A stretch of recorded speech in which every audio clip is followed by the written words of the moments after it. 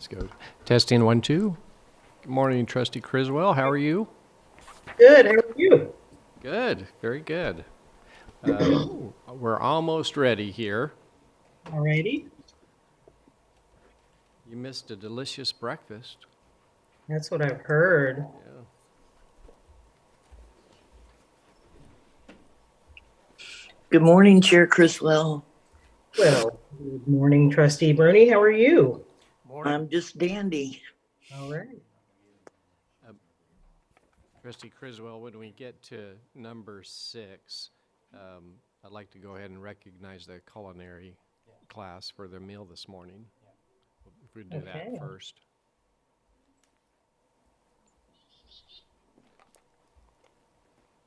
All right. Got it noted. Awesome. Thank you.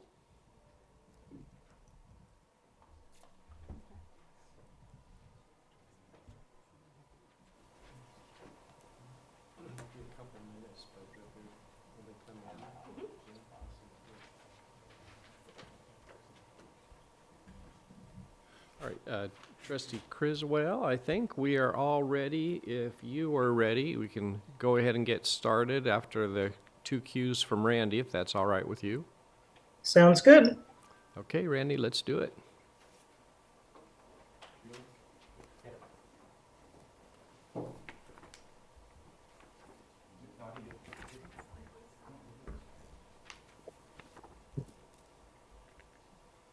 But I'm showing that we're recording, correct? There we go. Good to go. We're live. Okay. All right. Thank you so much. Okay, I'd like to call the October 17th, 2023 Kansas City, Kansas Community College Board of Trustees meeting to order. With that, we'll have the Pledge of Allegiance featuring, featuring Trustee Don Ash.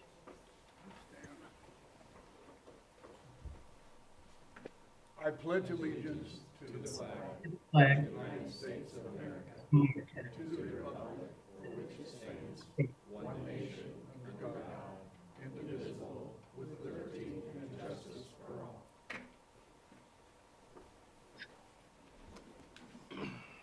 Next is the Kansas City, Kansas Community College mission statement, which is to inspire individuals and enrich our community, one student at a time. May we have roll call, please? Trustee Ash. Here. Trustee Brown. Trustee Bruni. Here. Chair Criswell. Here. Trustee Daniels. Here. Trustee Hoskin Sutton. Here. Vice Chair Isnard. Here. Thank you. May we have a motion to approve the agenda, please? So moved. Second. All in favor? Aye. Any opposed?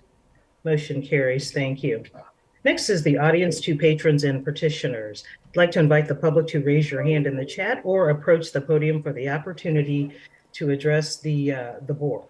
Addressees must state their name and address for the record before making any comment or asking any question. Do we have anyone in the chat? We do not have anyone in the chat. And is there anyone in the room? We do not. All right, thank you so much. Next would be the recognitions and presentations. We'll start with Dr. Mosier with the recognition of the culinary program. Go ahead, Dr. Mosier. Great, thank you, Trustee Criswell. We actually have the culinary program, our students coming in, so go ahead, come on in, folks. Come in. Yes.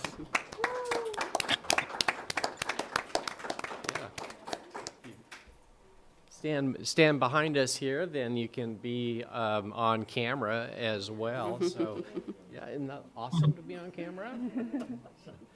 Anyway, so really want to thank you and Chef Bree for the breakfast that you made this morning. Your first semester baking students, they did an incredible job, and it was what do you call it? A French toast souffle? Is that right? Right, and some really very, very fresh fruit. So it was delicious. So we thank you for that, starting us off on a good day on a beautiful fall morning. So they were here very early to get things ready to go. So it was just wonderful. So thank you very much. Thank you. Have a great day. Thank you. You as well, thank you. Thanks. Thank you. All righty. Next is the annual assessment report presented by Mr. Jerry Pope, the Vice President of Academic Affairs. Go ahead, Mr. Pope. Thank you very much. Good morning, board. Morning. So we have this year our third annual assessment report. I do want to say and give special thanks to Dr. Cynthia Goodo for this report. As we announced last month, she has accepted another position out of state. So she is at Texas Southern University as their Director of Assessment. So congratulations to her. If we could, I'll just call attention to a couple of new items, perhaps, a couple of reminders in this report. In general, in response to the feedback the college received from the Higher Learning Commission and its visiting team during the comprehensive site visit in March 2022, as well as suggestions from the HLC Academy mentor and scholar, the KCKCC Academy team led the effort to update our institutional learning outcomes. So during fall of 2022, the Academy team engaged the campus in several listening sessions. They were given information about the need for an update. Session participants were then provided with best practice and example ILOs from other institutions. Faculty and staff provided feedback during the listening sessions and were also given an opportunity through a Microsoft form to comment on different versions of the draft. So we do have new institutional learning outcomes beginning in fall 2023. And if you looked at our previous ones, they read almost like they were created by committee, and I think they kind of were. While this was created with listening sessions, we did follow best practice. And so you can see those on or around page 4 in your report. So we have 4 general institutional learning outcomes. We have communication, civic and social responsibility, innovative and critical thinking, and intrapersonal and interpersonal development. Starting on page 9, we look through submissions of the task stream system, which is our cloud-based software that we use to keep track of all things assessment. All of the submissions were received one of 4 designations, and those were complete, complete with recommendations, incomplete, and not submitted. And so for those areas that received a rating of complete with recommendations, the appropriate academic dean in most cases or supervisor works with those individual area coordinators to address the recommendations of the Office of Assessment. For any areas receiving a rating of incomplete, the appropriate academic dean or supervisor will meet with the individual area coordinators to complete any of the missing portions and then not submitted. The deans and supervisor will meet with the individual coordinators and begin the progressive discipline process, which is outlined in KCKCC policy 5.50. There are a number of submissions. There's action plans, status reports, assessment plans, assessment findings, and class level academic assessment. And you can see throughout the report the percentage of those programs that submitted and how they were assessed, whether it was complete, complete with recommendations, et cetera. There's also reports on assessment related committees. And we do have really 3 major assessment-related committees, and they are program review, the general education learning outcome, or the general ed committee, and co-curricular assessment. You'll also see some division reports that are there, and so there's some really good information about what each of the academic divisions, as well as enrollment management and student affairs, are doing. I thought one of the most interesting items was pages 60 and 61. 1 minute. Program review has done a really good work on getting a detailed calendar for everything that they require. And I will say that while the other areas didn't submit a calendar, I know a similar amount of work is going on. So if you get a chance, that page is really interesting, 60 and 61, where there's just a real detailed calendar of all the things that are going on with program review. So with that, that's just a very brief update. The document is numerous pages. We're going to work to get it published a little bit so that we can have an actual copy of it for people to see and for us to have around. So I'll take any questions. I know that was a quick overview of a lot of work that went on this year, but if you have any questions, please let me know and I'll try my best to answer them or get back to you. Jerry, on the ILOs, minor thing, but I was a little surprised that technology and information literacy was dropped. Is that because we feel like everybody's so technological savvy now that wasn't necessarily an issue anymore?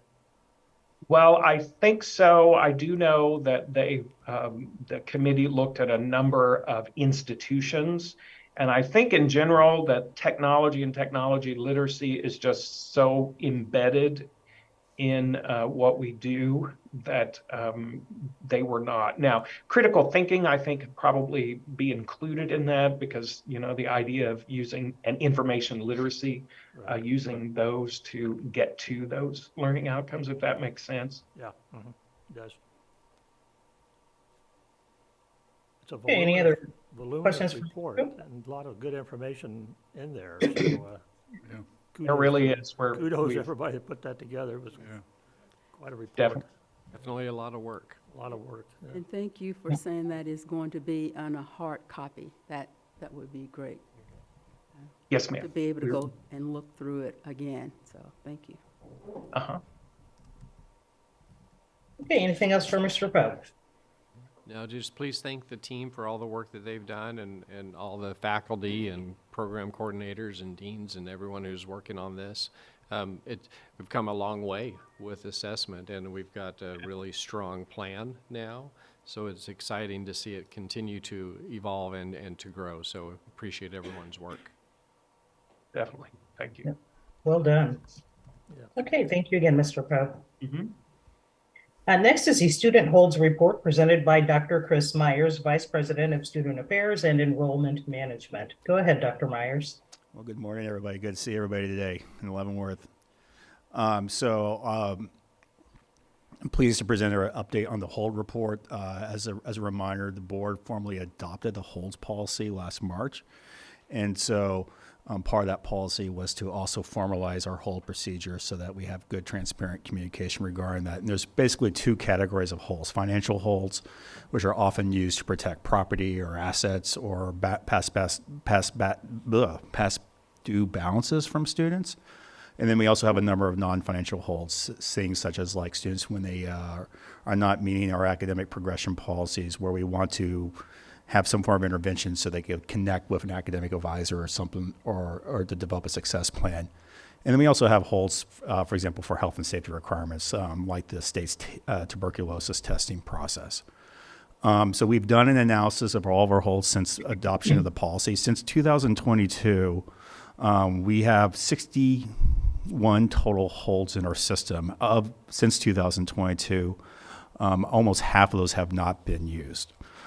So this often happens when you bring in a new student information system, you add a lot of different holds or hold different types.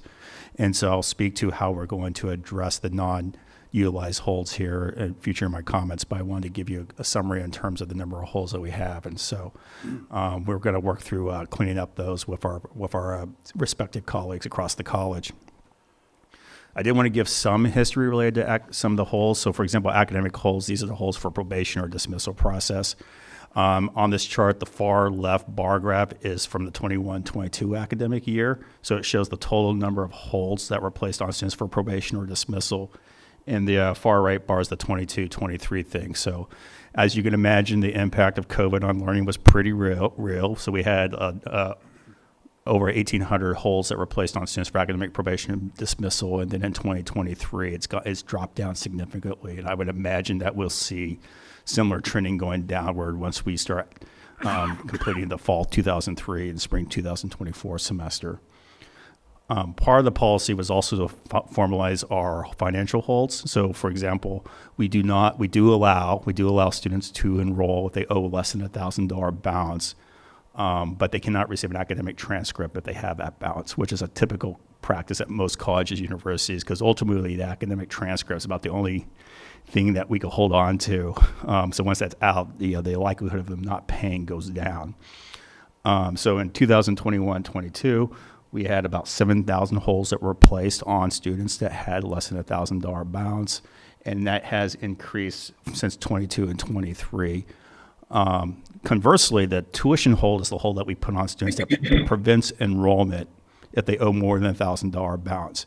And as you can see here in 21, 22, it spiked during COVID, and that's gone down. So in terms of formalizing the actual process, because in the past we've had different balances that we have allowed students to re-enroll, we're seeing the impact that we wanted to see in terms of letting more students allowed to enroll, which is a very common practice and quite frankly, a social justice and racial equity practice, because holds often impact the most disadvantaged students the most, to allow them to continue to enroll and potentially use their upcoming anticipated aid to continue their studies. So we're very pleased with the results that we're seeing from this.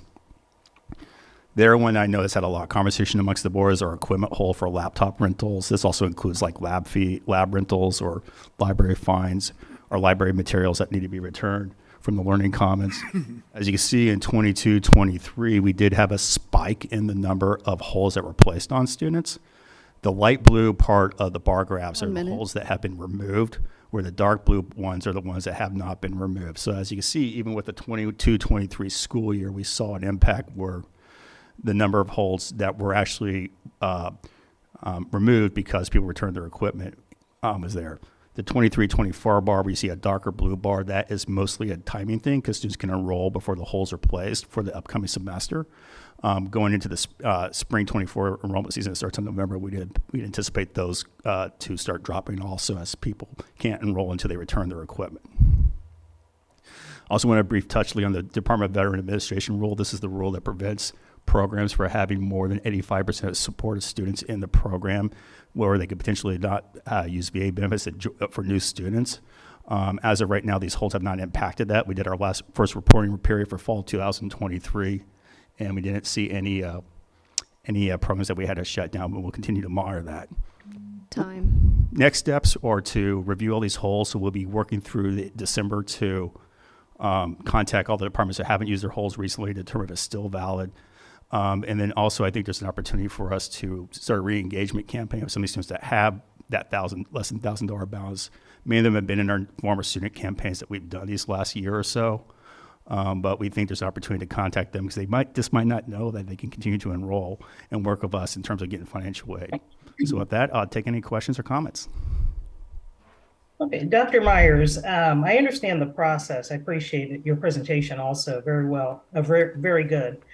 My question is the process managed digitally? Is there like some type of a digital criteria that like auto holds someone's account or their enrollment their enrollment? Or is this something that's done by manual individuals in different departments? I'm just trying to understand digitally how it works and how one would get alerted that there is a hold. Yeah, so students can see all their holds through the self-service system. Some of them are manually added, like the tuition holds, through batch processes. But the ones that are related to specific adding to like a department, they go in and manually add that. So everybody has a point person. Every hold has a point person that is trained on how to add the hold. And then also there's once the hold's add, they're trained on how to communicate that to the students. So the students typically will receive an email message from that department saying the hold's been placed on your record. This is how you rectify it. But anytime they can also go into the self-service system and see which active holds are on their record. Okay, so the point person does not, they don't have any type of like digital criteria. We rely upon individuals to make sure that they place those appropriate holds. Is that what I'm hearing? No, they are trained. So when they're given access to add a hold, that's part of the training is as how to properly add it and how to properly notify the student. No, but how is that person notified that there is a hold? Oh, the student? Is it No, automated? no, Is no. it done with technology, or is it done manually by an individual, Right. one at a time? Right, yeah, that's what I'm trying to Oh, understand. sorry about that. That's okay. It's done manually. That's something that we need to explore within the system, quite frankly, is how to automate those communications. And it's something that I think we're recognizing is that we could lean into more of that technology automation in terms of creating messages, and that's something that we're trying to, that we will be prioritizing with Peter Gabriel and his team to how to further automate those messaging. Understood. Okay, thank you so much. Appreciate it. Yep. Any other questions for Dr. Myers? Just thank you for the report, because when the policy committee did this last year, we were concerned, and so if you can just keep us updated each year for how it's going, thank you, we appreciate that. You're welcome. Okay, any other questions or comments for Dr. Myers? Very good. Okay, thank you again, Dr. Myers. We appreciate your report and we appreciate you. All right, next is the 2023 Annual Security and Fire Safety Report presented by Mr. Robert Putsky, Chief of College Police. Go ahead, Mr. Putsky, Chief Putsky. It's almost ready. Well, good morning. Morning. Thanks for spending a couple minutes with me this morning to talk about safety and security on campus. This morning, what we're presenting is the 2023 Annual Security and Fire Safety Report, otherwise known as the Cleary Report. This report is required under federal law. Talks about safety, security, and fire safety on campus. It is a little bit confusing to people even like me that have been dealing with it for 30 plus years. It's the 2023 report, but has data from 2020, 2021, and 2022. Under federal regulation, it's going to report on each of our campuses separately. So we have a section in statistics for our main campus, for Tech 1, for Tech 2, 3, and Fire Science, and of course for the campus that we're on this morning. So when you look in the report under our statistical section, you'll see each campus reported separately. Each of these is required to be broken down into crime statistics and fire safety statistics for on-campus locations, non-campus locations, and public property that borders the campus. The statistics that you're going to see in here are very low. We're very proud of that fact, especially when we compare ourselves to the surrounding area and even nationally to other colleges and universities. We have a very low crime rate. Part of that is due to the fact that we have our own police department on campus with a dedicated staff, and also for the fact that the college puts a tremendous amount of resources into our department in order in terms of personnel and equipment to keep crimes low. So we certainly appreciate that help. With that, that's about all the general comments I have. I'd be glad to take any questions that you should have about the report. The thing that stood out for me was just how safe the campus is. My question is, how do we publicize that? How do we put the word out? I'm sure this is online. How do we notify the general public about how safe the community college is? Sure, great question. So one of the ways we do that is we have our own website, of course, as part of the college's website, in which we publish this report. We talk about all the different safety enhancements. We'll talk about things that people can do to keep themselves safer on campus. They can get escorts at night or during the day if they feel unsafe, all the different programs we have. Actually, every month we're on one of our college campuses teaching safety, both personal safety and property safety. So we do craze training, talk about how to keep yourself safe in the event of an active shooter. Those are some of the ways in which we try to publicize how safe our campus is, and also what you can do to keep yourself safe while you're on campus. Yeah, there's so much in the report. I mean, it's probably difficult for an individual to wade through it all. Just a statistical piece, though, is what stands out about how safe the campus is. So some way to put that information out in a little more concise way or broader way to let people know how safe it is. I see Christy making notes.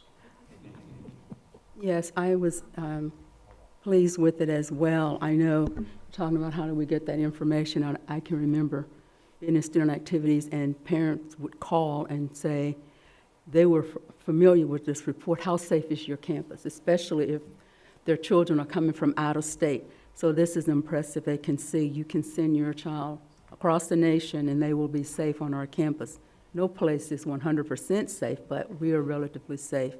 And also I noticed at the tech center, because we do have community events there. And even with the outside community coming in using that facility, it's still low, still nothing. So that's very very good to see.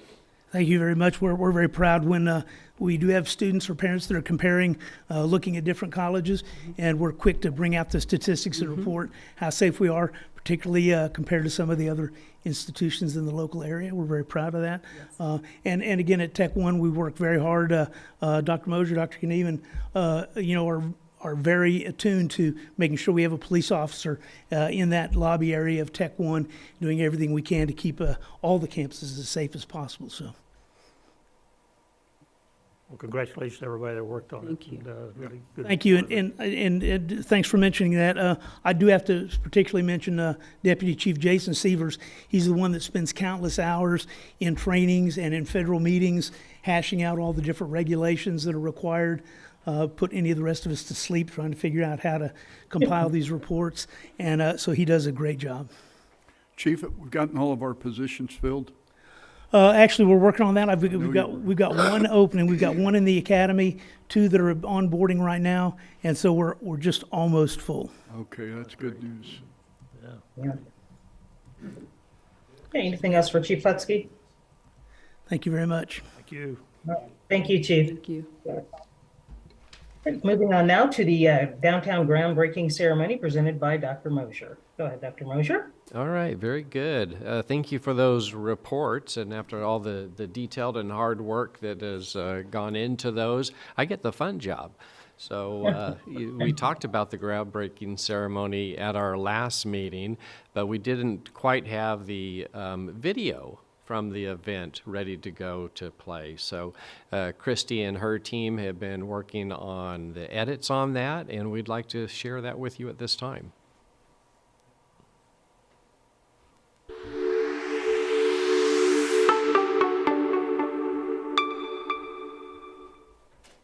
This is truly an exciting day for us all. Today marks the new beginning for the future of downtown Kansas City, Kansas. Stand right here, we will be turning blight into bright. Here together we'll make lifelong dreams come true for countless people over many generations to come. I'd like to thank all of our donors who have donated to the project so far. This is our centennial year. We are laying the foundation for the next 100 years. KCKCC will be offering programs and services that are specifically needed and desired for the communities surrounding this new center. We couldn't be more excited to be a part of it. The fact that we're all going to lock arms and really come in and bring growth and prosperity to this wonderful community, I think is just so powerful. I'd also like, on behalf of Community America, to gift $1 million for this endeavor, because we believe in that so much. The seeds to an improved destiny for Wyandotte County starts right here. I always have said that the first step to hope, the second step to opportunity, and the third step to an improved destiny starts with an education. Education is a key component to a future. What this event today symbolizes to me is there's a lot of people in this community, in this gathering this morning, who've decided they're going to make sure that the American dream is alive and well for those yet to come to Wyandotte County and to Northeast Kansas and to our state and to our country.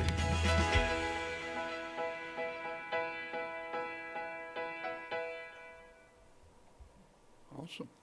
All right. Thank you. Good Yeah, stuff. that was terrific. Well done. So that's a wonderful, short segment on the groundbreaking ceremony. I think you did a wonderful job putting that together. So thank you for that. And we've been sharing it on social media, and we've been sharing the one that doesn't have the CACU donation in it, because they will release it to their board first, and then we can share that version. So we're giving them the opportunity to do that. So very good job. It was a great turnout again. We anticipated about 120, 130 people, and we counted between 160 and 170. So Great turnout. yeah, it just shows the great support for the downtown project and how important that is. So thank you for doing that. All right, thank you. These are exciting times, that's for sure. Okay, next would be the communications. I'd like to invite Dr. Mosier to present the communications. Go ahead, Dr. Mosier. All right, great. Thank you. So we have On your table here for the trustees and electronically, we have the announcement. Every November, we do a food drive right before the holiday season, and it is that time again. Each year we continue to get more and more foods and other products, personal products and soap and all of those things that really help our students out. So we're announcing it today, and we'll have at our November meeting, we'll collect all of the food and have that on demonstration for November, and then pass that along to our students through the food pantry, et cetera. So please mark this on your calendar. It's very important. We have a lot of students that have food insecurity, and this helps them get by, and especially during this holiday season. So please put this on your calendar and share it with others, and we want to continue to see the pile just grow and grow and grow each year. So we appreciate all the support and what everyone does to make this such a success. Okay, and then also, just to point out, financial donations are also accepted. Is that right, Dr. Mosier? That is. You can make the check out to Greg Mosier. Oh, I'm sorry. A little sidetracked. It's okay, Greg. It's not going to happen. Yes, yeah. Yeah, right. Heard you gasp. I didn't say Greg Goheen. All right. Okay. Yeah. So, but if you make the check out to Kansas City, Kansas Community College, and in the notation put the trustee food drive, please. Yeah. Excellent. Thank you, Dr. Mosier. Thank you. Next up, the board committee reports. We'll start with the board finance committee. Thank you. Good morning, Chair Criswell and trustees. The Board Finance Committee did meet on Monday, October 9th. I was joined by Trustee Bruni. Trustee Ash did review the materials with us. He was just in a conference session that I'm sure we'll learn more about in his report here in a few moments. We, as always, started by reviewing the monthly financial reports. I'm going to let Dr. Knieven get into the numbers to save a little time in my report because there's a few other items of note, but I will point out that we did receive our first disbursement of property taxes for the year, about $2.7 million, and a federal financial aid disbursement of $2.9 million in the month of August, so that was the bulk of our revenues. Moving on, we had a lot of discussion about the health insurance and dental insurance renewals for 2024. Very happy to report that we have brought to you today for approval a recommendation from administration for a couple of changes, most notably for medical insurance to change from Aetna as the provider to Blue Cross Blue Shield of Kansas City. Most important reason for that, not only do I believe it's a better network, but we are able to realize a 4% decrease in premium costs, which I know in the market right now, the average is somewhere around 10% increase. So that's really incredible to be able to bring a savings to the college with that move. Also in dental, by moving from Aetna to Delta Dental, we are looking at about a 14.3% decrease in premiums. So really pleased with the results of bidding that out this year, and looking forward to any discussion from the board about that. Next up, we did have some discussion about the CTE fees changes for the upcoming year. There is a presentation later in the meeting today from Mr. Pope about that. We had several questions just about some of the increases, and all of our questions were answered to our satisfaction. It looks like just, some of them would go down, some of them went up slightly, just based on increased costs. We know that there's been inflation across the board, and that includes some of those materials that students need for their courses. And then lastly, just our consent agenda items this month. Not much to report there. They were very short lists, items B and C. So that is all for my report today. Thank you. Thank you. Any questions for Vice Chair Snart? Okay. May we have a motion to accept the report, please? So moved. Second. All in favor? Aye. Aye. Any opposed? Motion carries. Thank you again, Vice Chair Snart. Next, the Board Policy Committee. Chair, we did not meet because of schedule conflicts last Thursday, but we will be meeting this Thursday, the 19th. Oh, wonderful. Okay, well, thank you for that. We appreciate it. All right, the Board Community, Board Community Engagement Committee. Thank you, Chair Criswell. Our committee chair, Rosalind Brown, asked me to give the report. This is Trustee Verney. We met on Tuesday, October the 10th, kind of a two-part meeting, and we received a packet of information showing the history of the committee from February of 2021 to today, and the beginnings of an outline of a plan, a strategic community engagement plan, which we'll take up and discuss fully in our November meeting. The bulk of the meeting, we were joined by President Mosier, and Christy Green always supports us very well. The majority of our meeting was spent discussing the procedure used to approve outside groups wanting to use college property. And we had a real healthy discussion, and Trustee Ash, step in here any minute to help me flesh this out. But the end of the discussion was we were totally in agreement with President Mosier's proposals to enhance the procedure so it adds some clarity to how groups are categorized when they make a request to use the property, and how decisions are then made by the President's cabinet to go yay or nay on those particular uses. So it was a very productive meeting. We shared with the President a lot of history about how some of the groups have come to the college requesting utilization. Some of the events go back as far as the old Citizens Planning Committee days in the late 90s, in terms of being part of a 5-year plan at that point in time. But it was a very helpful discussion, and the committee looks forward to following the work of the President's cabinet on this particular procedure. I think that's well said, Pat. The only thing I would add is this committee has been sort of evolving.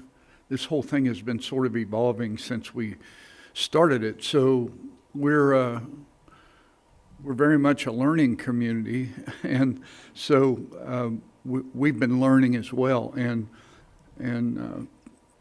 Pat alluded to Dr. Mosier's suggestions or proposals, which they were, because initially when we started, Dr. Mosier brought forward some proposals and things, and so that's kind of what, we were going with that. But we've learned since then, and Dr. Mosier actually helped us see that we might have been getting out of our lane and getting into the college administration's lane, which again was Dr. Mosier knew and was involved in that sort of decision process from the beginning. And so the concern is that won't be very friendly with HLC. And so, listen, we don't want to go back there again and have any issues with HLC. So good, robust discussion, and I think we came up with, a solution that is going to be good. It's going to be beneficial. It's going to keep the board in the board's role, and it's going to keep administration in their role. And that's, quite frankly, the way it should be, the way it ought to be. And so we thank Chris again and Dr. Mosier for their engagement with us, and we're all learning together. And I think it's going to benefit the college, going forward. And then Pat won't say it, but I will say it. She did bring forth some really good product for sort of our manual or our SOP or whatever for Community Engagement Committee. It's a great place for us to start. A lot of good suggestions and information in there. And so, Pat, thank you for that. I'm looking forward to that discussion next month, and then and as we go forward. So, thank you.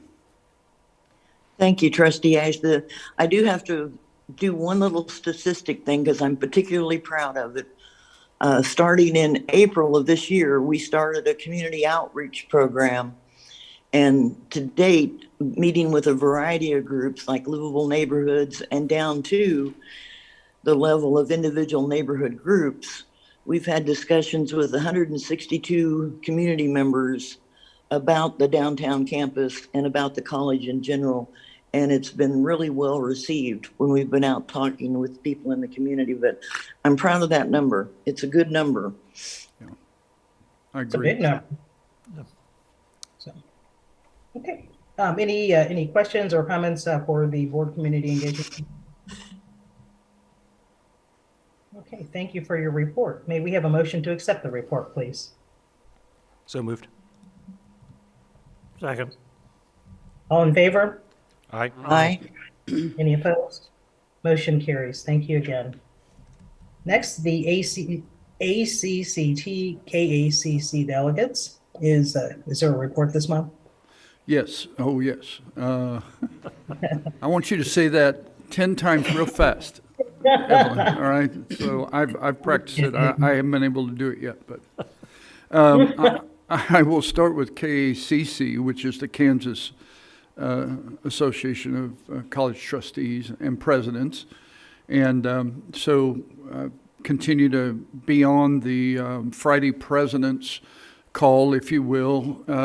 As I've made most of them, I may have missed one here in the last 30 days, but. And, you know, there's a lot of ongoing discussion about a number of issues and a number of things there, but most of the focus has been largely on the post-legislative audit that's going on for athletics, you know, around through the colleges and so forth. So I did have a good conversation in Las Vegas with Arlen Leiker, who is a trustee at Colby Community College. He's currently the president of the KACC, and so between Arlen and me and Heather Morgan, the executive director, I'm sure Dr. Mosher, I mean, we all have some concerns about really where the heck this thing's going and what they're really up to. And we can't quite put our finger on it, but we think, you know, certainly that report's going to come out before December 31st, and we're going to get a chance to look at it certainly before the new legislature looks at it. But the legislators that are on the post-legislative audit committee, and Dr. Baylog and Dr. Ryobi and I had a chance to meet one of those at the legislative meeting this last month here, the monthly Friday meeting that they have. So we know one for sure on that committee, and we did take the opportunity to talk one-on-one with him.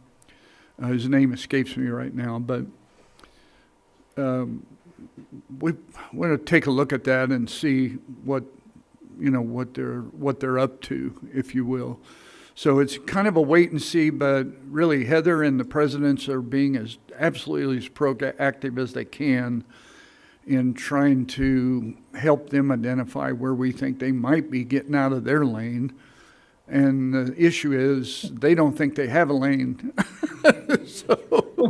So that's the issue. They think they can ask anything about everything and some things that, you know, maybe we're not thinking about. But so we'll continue to monitor that very closely. And I know I had a little bit of conversation one-on-one with both Brad and Linda while we were out ACCT conference. Maybe we should, I know for one trustee, I don't understand everything about our athletics, now here at the college. I think I have a pretty good handle on most all of it, but maybe we need, a little more information. So Dr. Moser, we can talk with you offline and see about what we can do, and particularly regarding the finances and things, because this post-legislative audit group, they're asking some, again, some crazy things.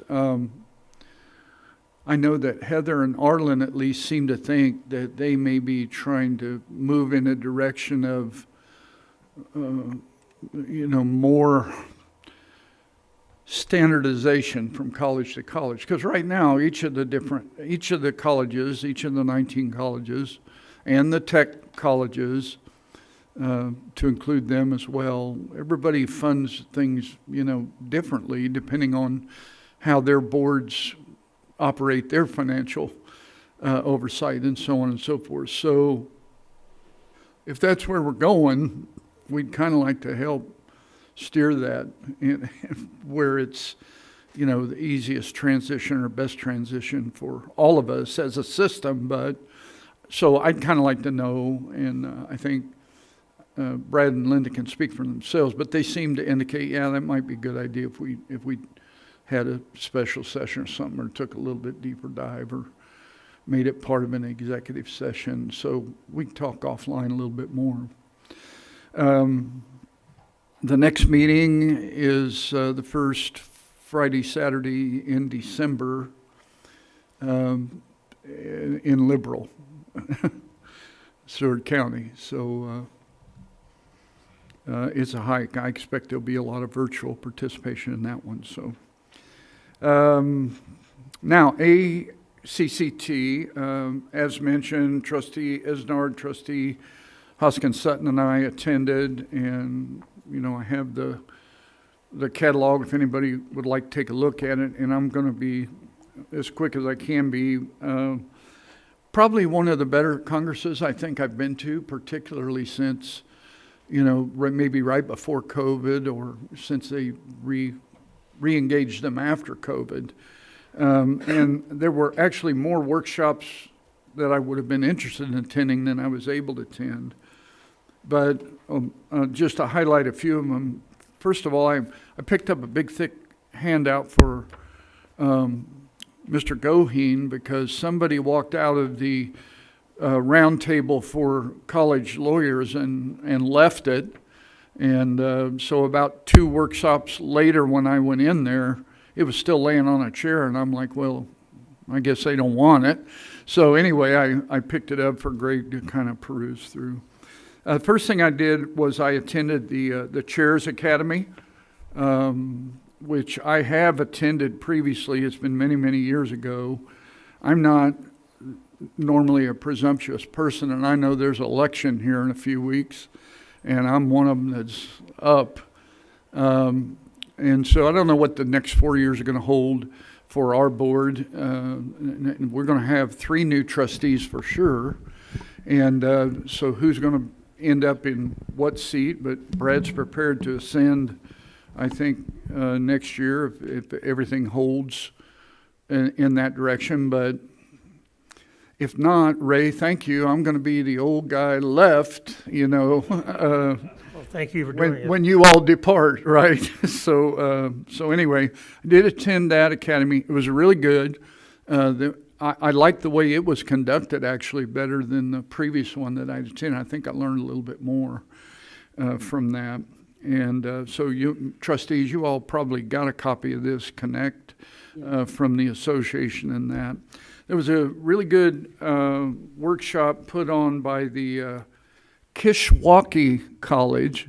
All right, you've heard of Milwaukee. Well, this is Kishwaukee College, and they did a workshop, Leading with Civility in a Changing World.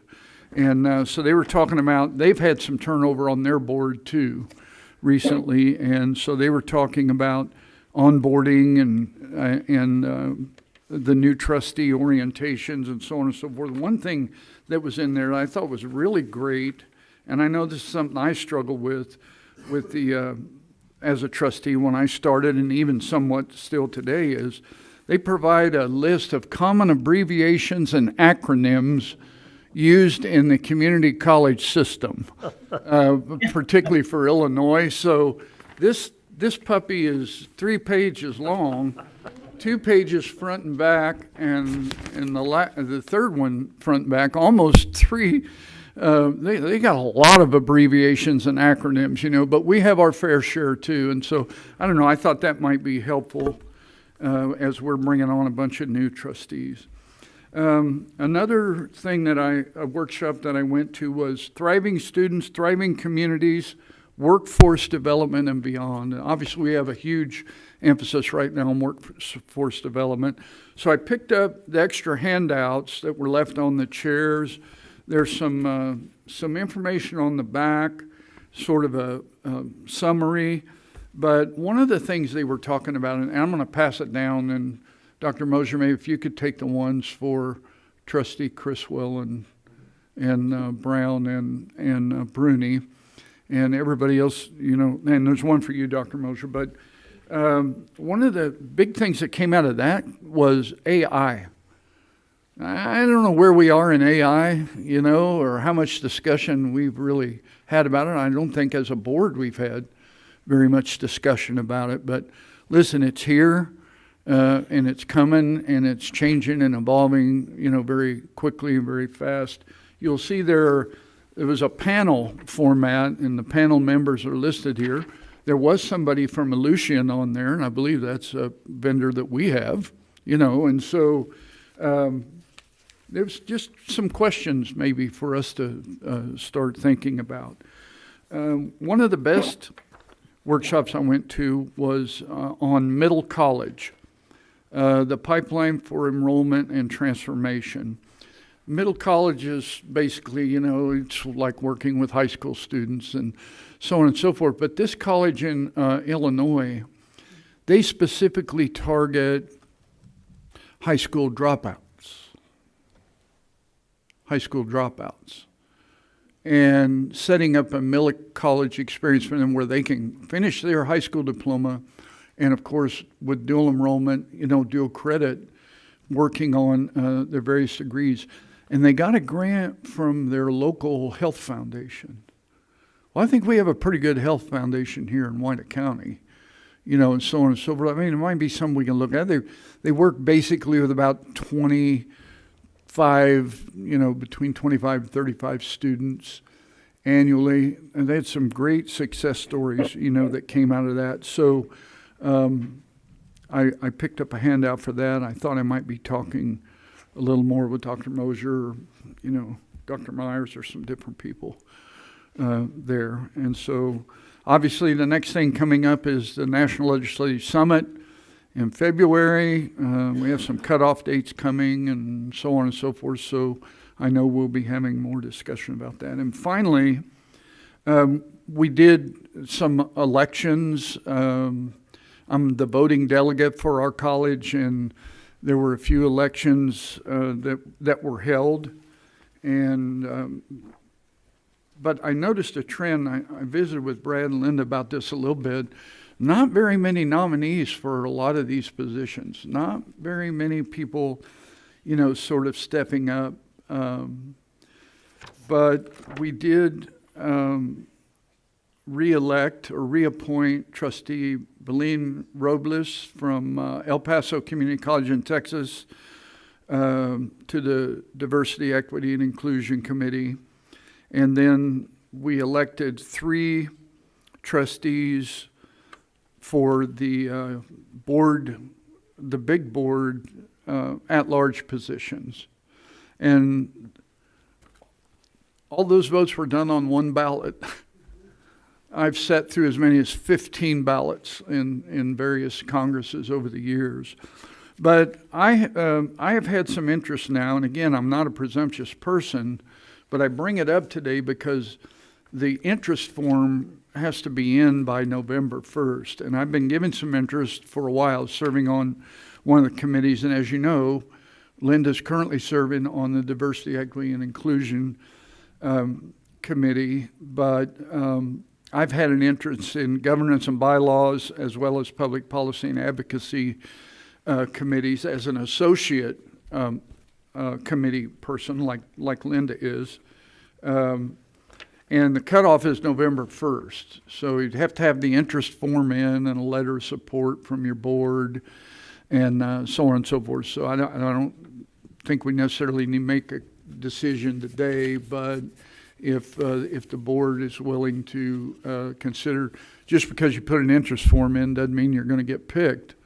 Although, again, the trend has been not a lot of people stepping up to do some of these things. But the meetings are held really a day or so before or during either the annual Congress or the Legislative Summit, which I'm attending anyway. Now, again, all of that's contingent on being reelected. So, and we'll see if I continue to be the person to represent us on that. But I bring that up so I can have a little more discussion with any of you individually or with Dr. Mosier and Cheryl, so that we can get this form in by the cutoff date, which is November 1st, 2023. So, and that's all I have. I don't know if Brad or Linda, I'm sure they may have some things that they'd like to add as well, Madam Chair.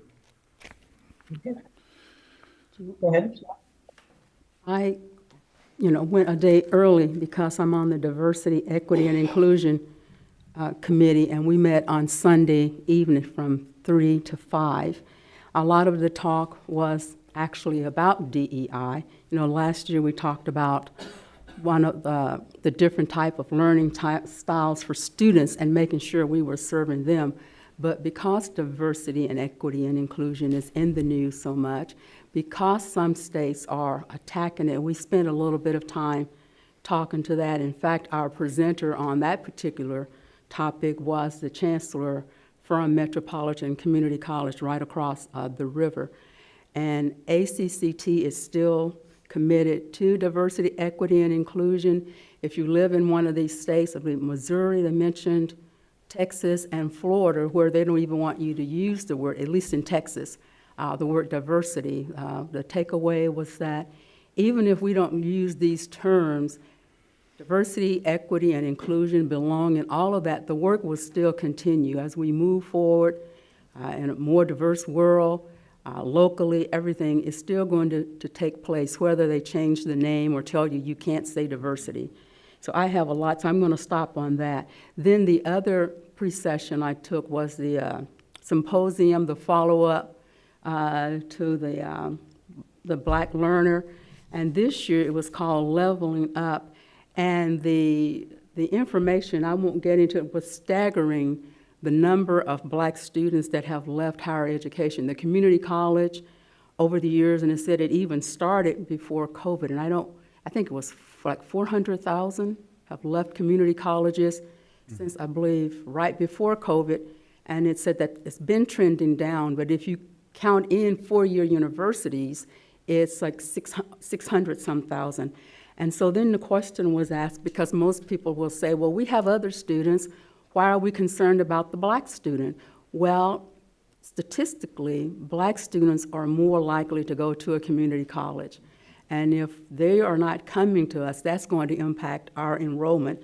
So it's going to behoove us to be concerned about getting the Black student back, because it's going to affect the community college.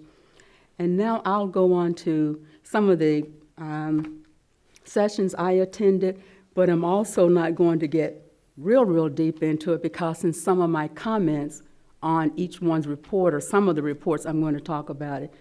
But that was a big group attending that middle college, the pipeline for enrollment and transformation, because I was in there.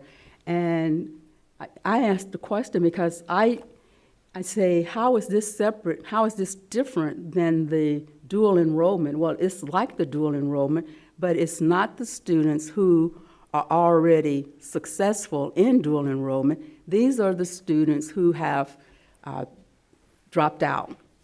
or who are not doing well at all. And so they have to be recommended by their high school to be in this program. And they kind of do tough love with them. You don't just go in and lag around, and they're having a good success rate.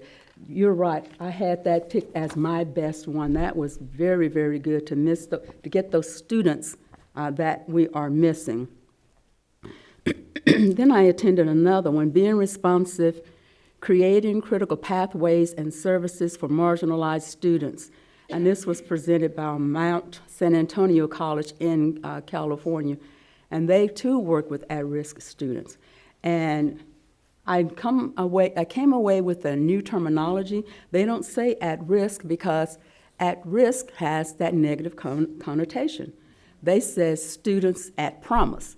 So, you know, we always say at risk, but they say students at promise. And they say also we are missing a lot of students if we don't look at the students that are aging out of foster care systems. And another term they use, and this came from their students, they would say, oh, formerly incarcerated. And the students say that just it gives them some kind of feeling when they say that. So instead of saying formerly incarcerated, they say system impacted or justice impacted. As Trustee Ash has said, this was a very, very good conference. There were just so many good topics, and that it was just sometimes hard to choose which one to take. And I'll stop there because I have some comments for some of them and my other ones. Oh, the closing speaker on that Saturday, let me get his picture here. That would have had everyone in tears. I mean, he was absolutely amazing. Dr. Lawrence Weekly, and the impact that he talks about community colleges have had. He lives in Nevada, he lived in the projects, and he was abandoned at, 11 months. And he said when he graduated high school with like a 1.5 GPA, and his mother said, well, you got to get a job when he graduated, or you can go down to that community college. Well, he went to that community college. He was successful there. He went on to Grambling State University, which is a HBCU, historically black community college, and now all of the great things that he's doing there in Nevada, he's back. He was a trustee at that college. He's in government there. And he was just tooting his horn for community colleges, saying that we don't toot our horn enough for the differences that we make in students' lives. He said community colleges saved him. And he said, you all don't, he says, as trustees and as presidents, you don't say that enough. Everybody needs to know the impact that you make. His story was, bragging, said we were just almost in tears at that last session, the closing session, because of what he talked about, how the community college. So we should all be proud for the changes, the improvements that we are making in life just by being at a community college. So I'll conclude with that. As I said, I have some comments when I get into the others. Yeah, well said about the impact. So, good stuff.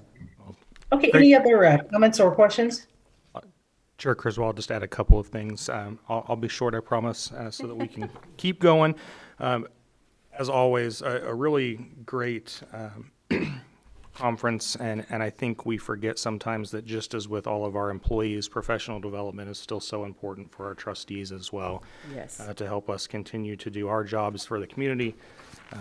To the best of our ability, we need to keep up with the latest that's out there and network with trustees across the country and have a presence with our colleagues in the state and national level as well. So a couple of things, just the overall trend that I saw that went through all of the different sessions really was about uplifting students with barriers to that traditional education path, and what other colleges are doing to deal with some of the issues like declining enrollment and the needs of a changing workforce as automation continues to be playing a bigger role in everything that the workforce is doing. So one of the sessions that I attended, or two of them actually, that I found some kind of scary takeaways, but good ones, were around IT security and including some financial internal controls. So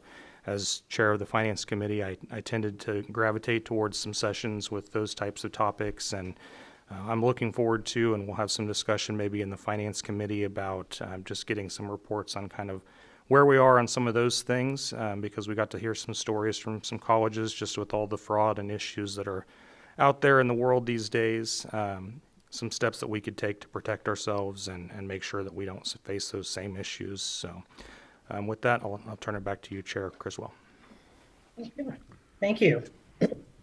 Hey, anything else? Yeah, Chair Criswell, I'd like to, I don't know if this motion is appropriate or not, but I appreciate what Don was saying about wanting to serve on this committee. And I know the board has to support any person that does that, and we won't have another meeting before November 1. So if it's an appropriate motion, if it's not, you can tell me. I'd like to move that the board support Trustee Ash if he decides to. If he gets reelected.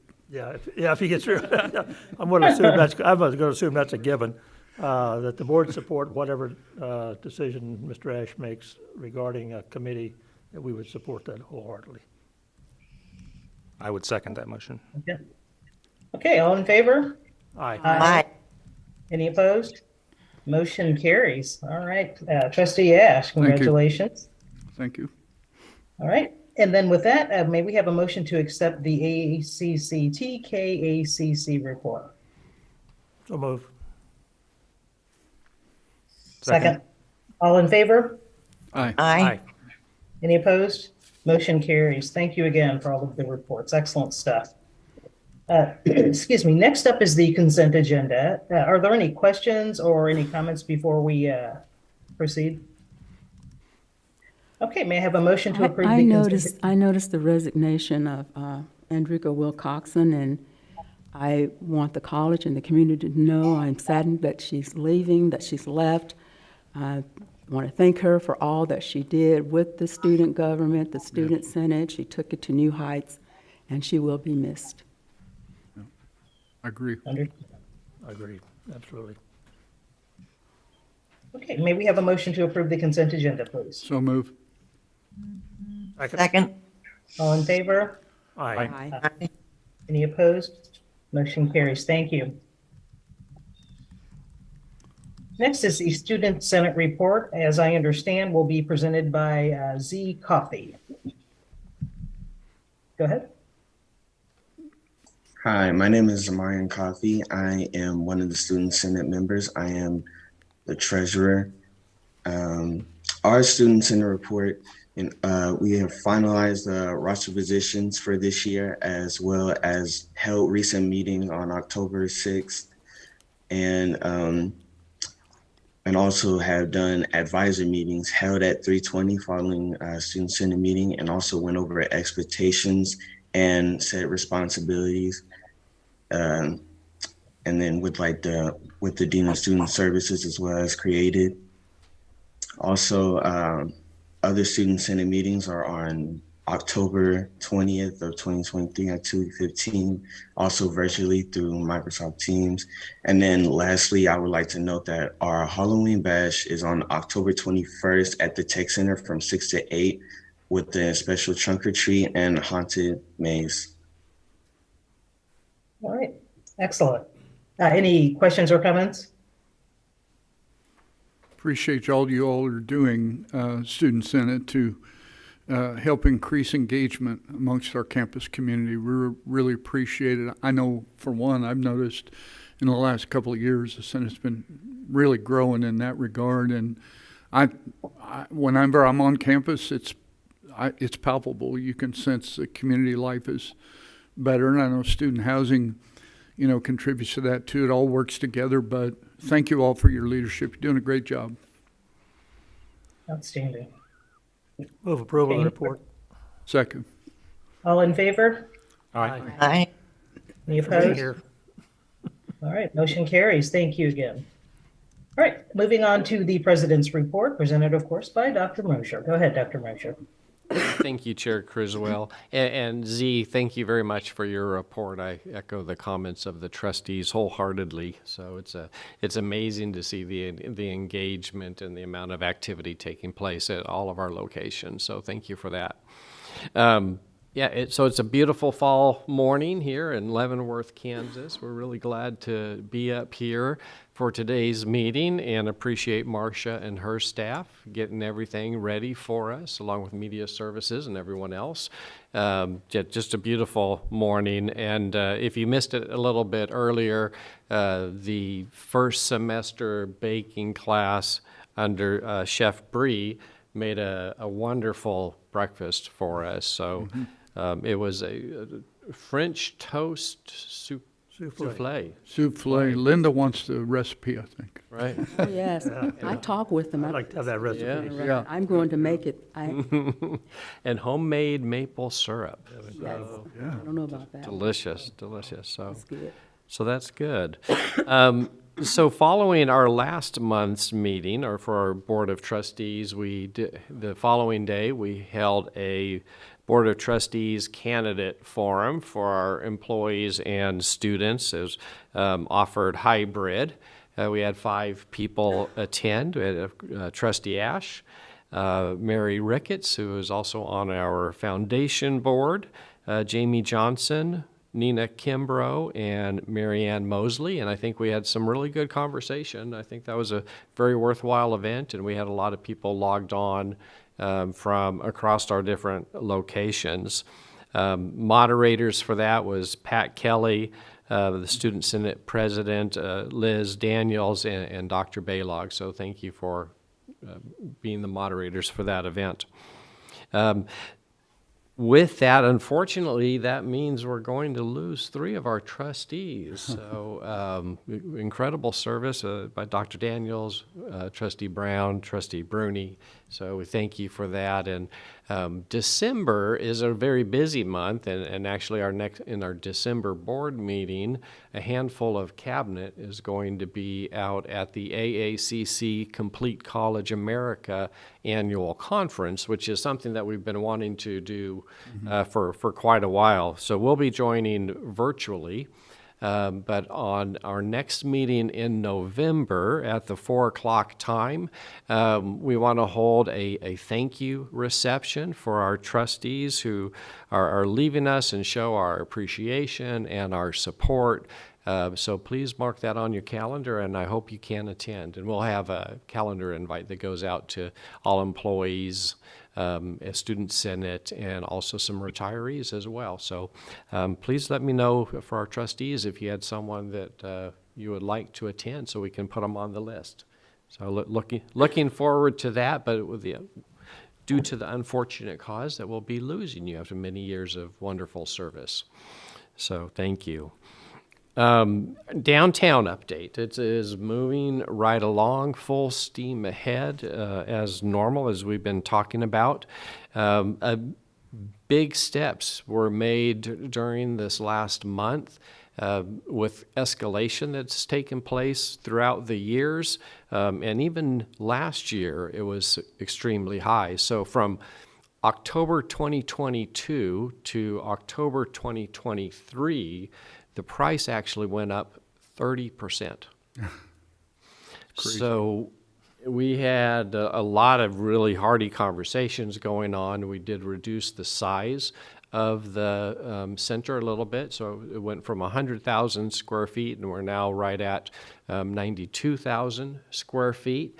But we're just, we're being more efficient. The last thing we wanted to do was cut programming space, and I think we really did a good job maintaining that. So even with a 30% escalation, the building and having to do budget reductions for that, the building's going to be beautiful. The spaces are really what we need to educate our students. And we did come up with a gross maximum price, and I'm really happy to say that it's only for the college's portion, it's 6% higher than what we were looking at a year ago. So from a price tag for the college at 50 million, it went to right at 53, which was my target. So I think that's a really a lot of good work by everyone to make that happen. Of course, fundraising is a huge portion of that. So when I say we're spending $53 million on the center, please remember that so far we've raised just for the college $30 million. So, and we still have some really successful capital campaigning to go. So we will be paying a small percentage of that total cost just because of the impact that this center will have. And as Trustee Sutton was mentioning, really serving those students who are at promise. And I like that term. So, right down in the heart of KCK. So that's why we've had so much support for this project. So we have that. The demolition, we had to take care of one item yesterday. So I was down meeting with the mayor and BPU to talk about water saw-offs and all that fun stuff. But we did get that resolved. So demolition, fencing should be going up here rather soon to make the site safe. The selective deconstruction of the church will begin to pull out so we can restore and reuse the stained glass windows, the church pews, the red brick, the foundation stones, the trusses and the sanctuary, etc. So while that is being deconstructed, we're going to start demolition on the east end, down by the Kraken building. And we're going to keep the Kraken building. We're down there with a site visit recently, and it is super sound. So we're going to keep that. We can do a facade on that and make it look like the new building, which is great. Yeah. And it could be a food service. It could be a sandwich shop. It could be a pizza shop. It could be something like that we kind of get ready and lease out to the community, similar to what we do with a child care center. So we're looking forward to that. It'll take at least 60 days for demolition. Then site work begins and going vertical in the spring. So we're very excited about that. We got permission from the UG and BPU to place time-lapse cameras. We'll have 2 of them up. And so those will go up in the next 2 weeks probably so that we can document this incredible process. Things are going well. We're getting assistance from BPU and the UG for in-kind services, and we're talking about some additional there. Last week, I know it made Dr. Knieven very happy. We had a $6.5 million wire transfer come to the college as a part of this project. So that was an exciting day. And we've had many, many meetings with additional potential funders this last month as well. To note, without and not going into the funding organization or potential funding organization, I'm going to say this week, but today's only Tuesday, right? So it must have been yesterday. We had a meeting with a vendor, and the ask was we're looking at $5 million for the project, which is a huge ask. Towards the end of the conversation, the funder kind of opened the door a little bit, showing some interest in the special area. So I just asked him, well, would it be unrealistic, or would it be realistic to change that from $5 million to $6 million? And the answer was, that sounds right. So hopefully we'll... That's the answer you want to hear. Yeah. The foundation office will be working on that, putting that proposal together and requesting $6 million. And this is a fast turnaround, so we would hopefully know by the end of the year. So excited about that. We've been working with, and Dr. Baylog and Dr. Ryobi and I, working with the Wyandotte Economic Development Council, Bob Mylan from the board of BPU, and some others with a Microsoft Tech Spark initiative. It's a pilot initiative, but it's not the money that's available now, but it's the money that could be available in the future, because it is funded by Microsoft, and they're looking to do one location in each state. And so we're hoping to do that. We'll be hosting a meeting with Greg Kendall at the EDC on November 3rd with a representative from Microsoft Corporate coming. And we'll show them the renditions of the new building and give them a site tour and let them know what we're doing downtown in the urban core, and that's the population that they would like to serve as well. Today, you'll notice that we have 3 of our cabinet members who are joining us virtually. That's because they need to get to the NICE Construction Annual Awards Luncheon. And to do that, they have to be in KCK to make it on time for that. And really happy to announce at this point, speaking with their executive director, Greg Lever, I have secured next year we will be the prime act. We will be giving the key presentation for that. We'll be fully under construction downtown. So we'll be the presenting entity for the 2024 NICE Award Luncheon.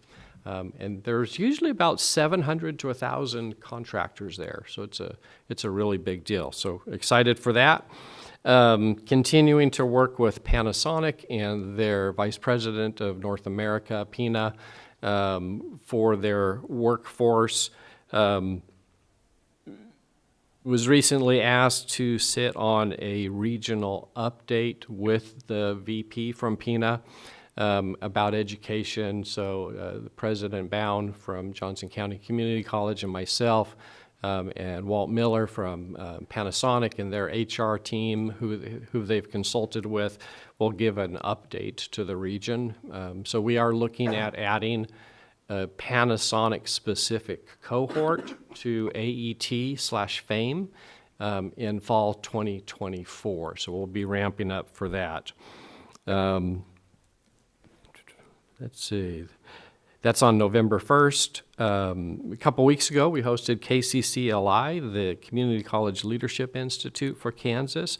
Had a great meeting, really good turnout, and got to show off all the wonderful things that we're doing here at KCKCC. So that's always a nice event, really put on by Dr. Jackie Vietti, who is just, her heart is still 100% in with the community colleges and does a wonderful job with that leadership institute. Yesterday also, I guess, did an interview with the Kansas City Business Journal for an update on the downtown project, but also we're starting to get a lot of buzz about Leavenworth and the new KCKCC Leavenworth County site, and asking questions about that. So if you haven't seen the billboard yet, since we're here this month, I thought I would bring that up. It's just north of Sonic on the west side of the road. That'd be on your right as you're heading south. So lots of interest in that. So we're meeting with community members and starting that conversation on what it might look like from a funding aspect. We have a ways to go on that, but people are starting to get excited. And while we're here, I want to make sure that we show appreciation for the Leavenworth School District that has allowed us to use the Pioneer Career Center for this, the many years that we have been here as well. So a lot of excitement around that. The September 28th, Chair Criswell and I did a presentation to the full Unified Government Commissioners about how we come about our budget and set our mill levy. And I'm happy to report that even with all the growth that we are doing, and we're planning and building and investing in our facilities and in our community and our students, we were the only taxing entity that I'm aware of that actually reduced their mill levy. And we took the opportunity to explain to them that we reduced by 1 mill, and many people may think that that's not very much. The UG has their rate went up 15 mills, and every mill is $2 million. right? But for us, that was 33% of the revenue that we could have received, but rightfully so. We gave that back to the community because with our budget and what we're, the way we're working very efficiently, we had that space to do that. So glad to be the only entity in the county that I'm aware of that reduced their mill levy. I'm not sure what the two cities did. That's my only question. There may have been some reduction there in Bonner, Springer, Edwardsville, but I'm not sure on that. But all the other entities remained flat. Excited to announce that working with Dr. Knieven, we have the name, the Marjorie Blank Child Care Building. Name is up on the building. We have some cover up and clean up to do where it used to say Child Care Center. But that looks really nice. We'll get a photo and share that with you in the near future. Finally, our sculptures are returning back to us. Our Rita Blitz sculptures will be reinstalled, all nice, clean, pretty, and smooth this time on Friday. So we'll have that. Those go back in on Friday.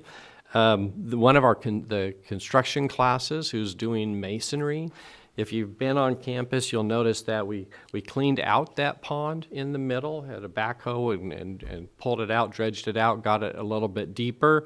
And our maintenance and outdoor grounds folks actually poured a new dam for it, concrete dam, which raises the level by 2 additional feet. Oh, good. So we'll expand out even wider, so the pond will be larger, it'll be deeper, it'll be cleaner. And on the concrete pour, they're going in now and they're bricking it.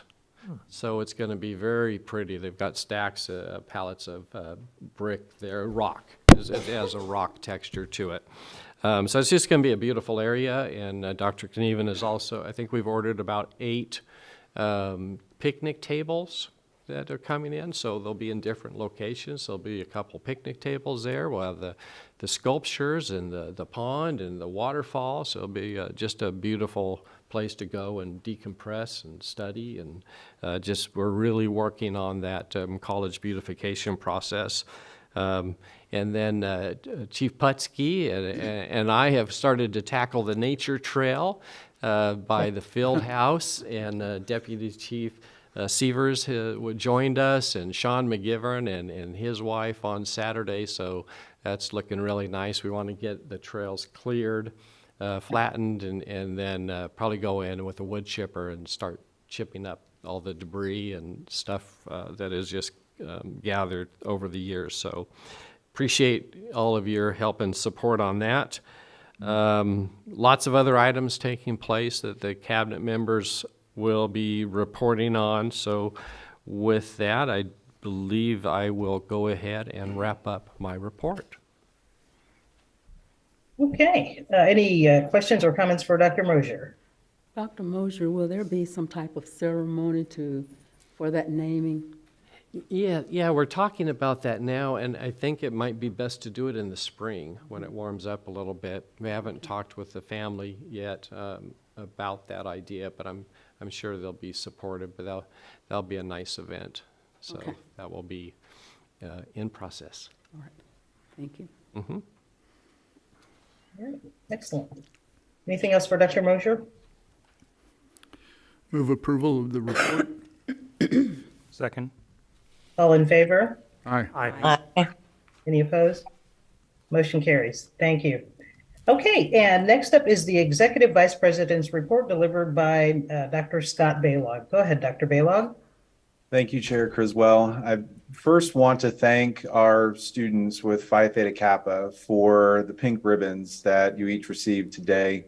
They made those ribbons to distribute today on campus as part of our Wear Pink initiative to bring awareness to breast cancer here. So in addition to the ribbons that will be distributed, they've worked with a local vendor to package cookies, pink ribbon cookies that will be distributed, and socks here on campus. And so a very nice gesture to support breast cancer awareness here on campus today. Thank you for our students with Phi Theta Kappa. In my report, I'll continue to focus on institution strategy, our partnerships, and our operations. So you'll note in the report that I've mentioned about our review of shared governance at the college.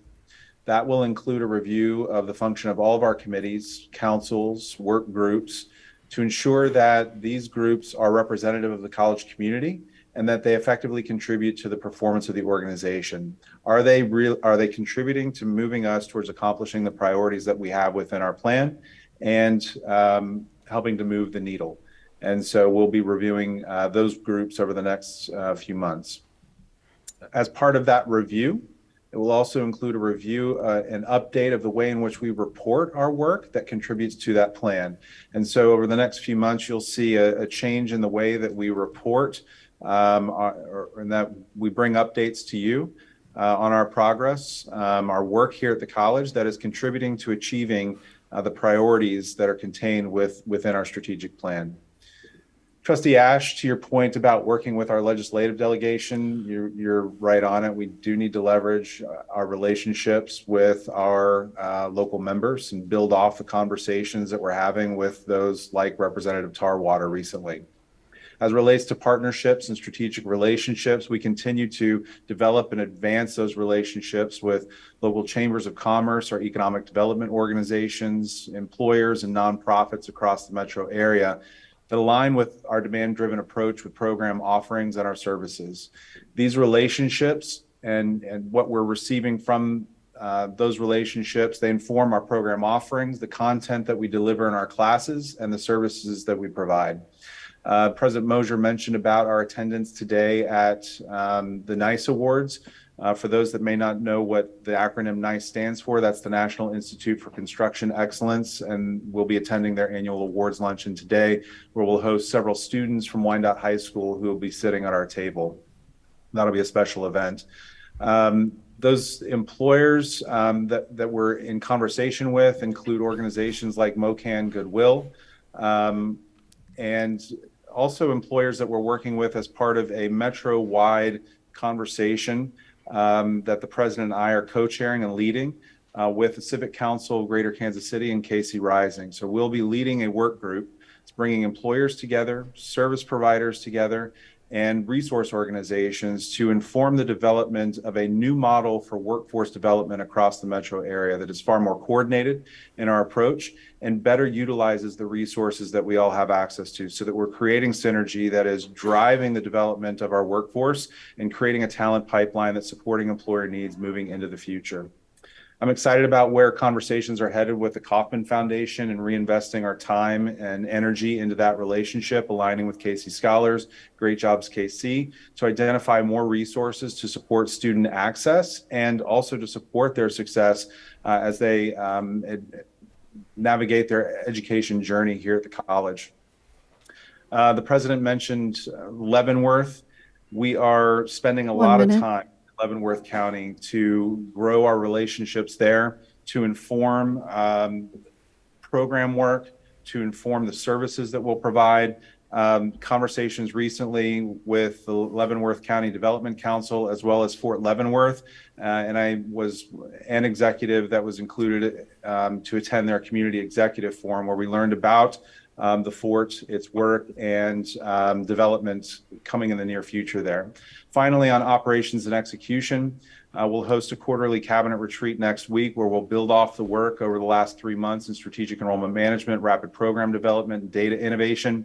That retreat will include the kickoff of 2 college-wide initiatives, one in enrollment management and another in data governance.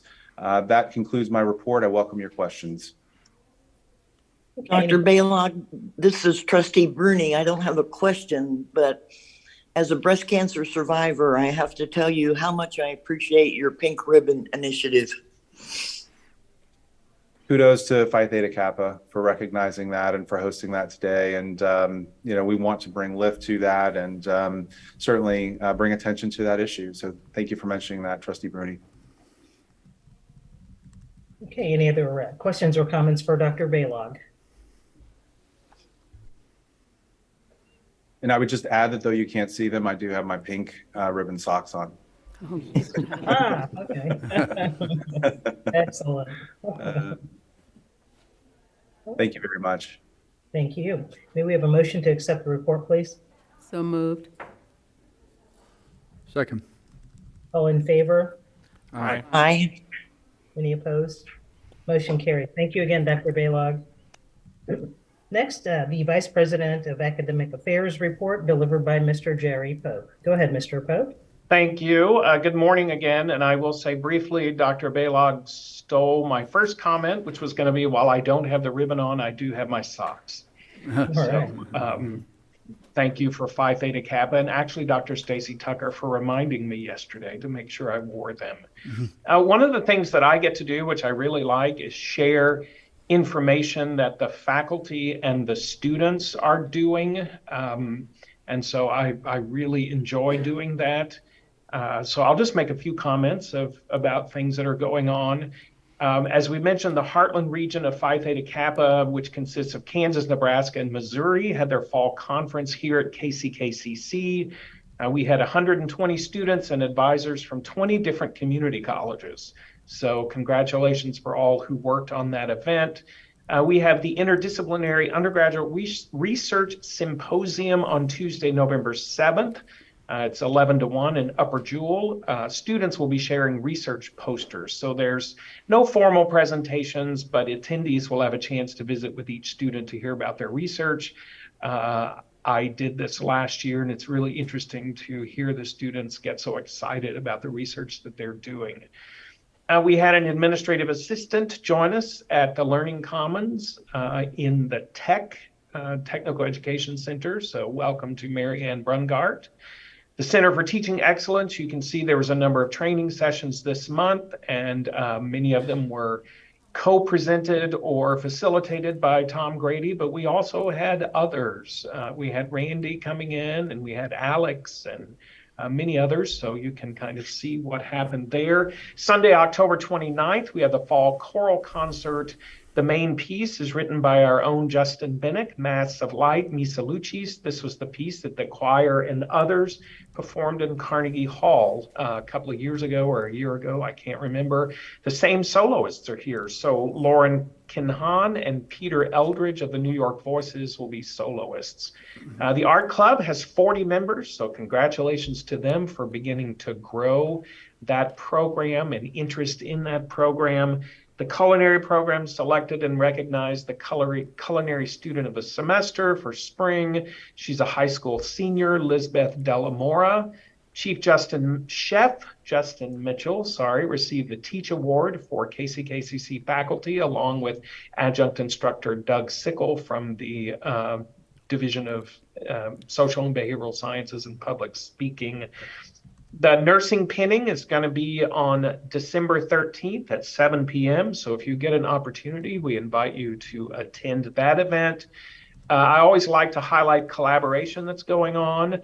So first semester physical therapist assistant students collaborated with first semester nursing students to teach transfer and mobility skills.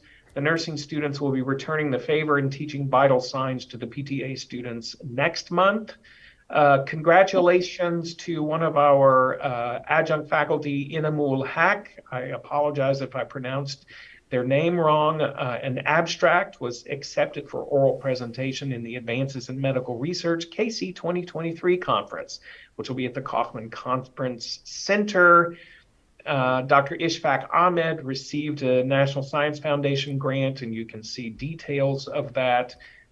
We had American Sign Language professor, Dr. Ronald Malcolm, an adjunct in the Social and Behavioral Sciences and Public Services Division, have 2 more articles published. So he's published quite a lot. So congratulations to Dr. Malcolm.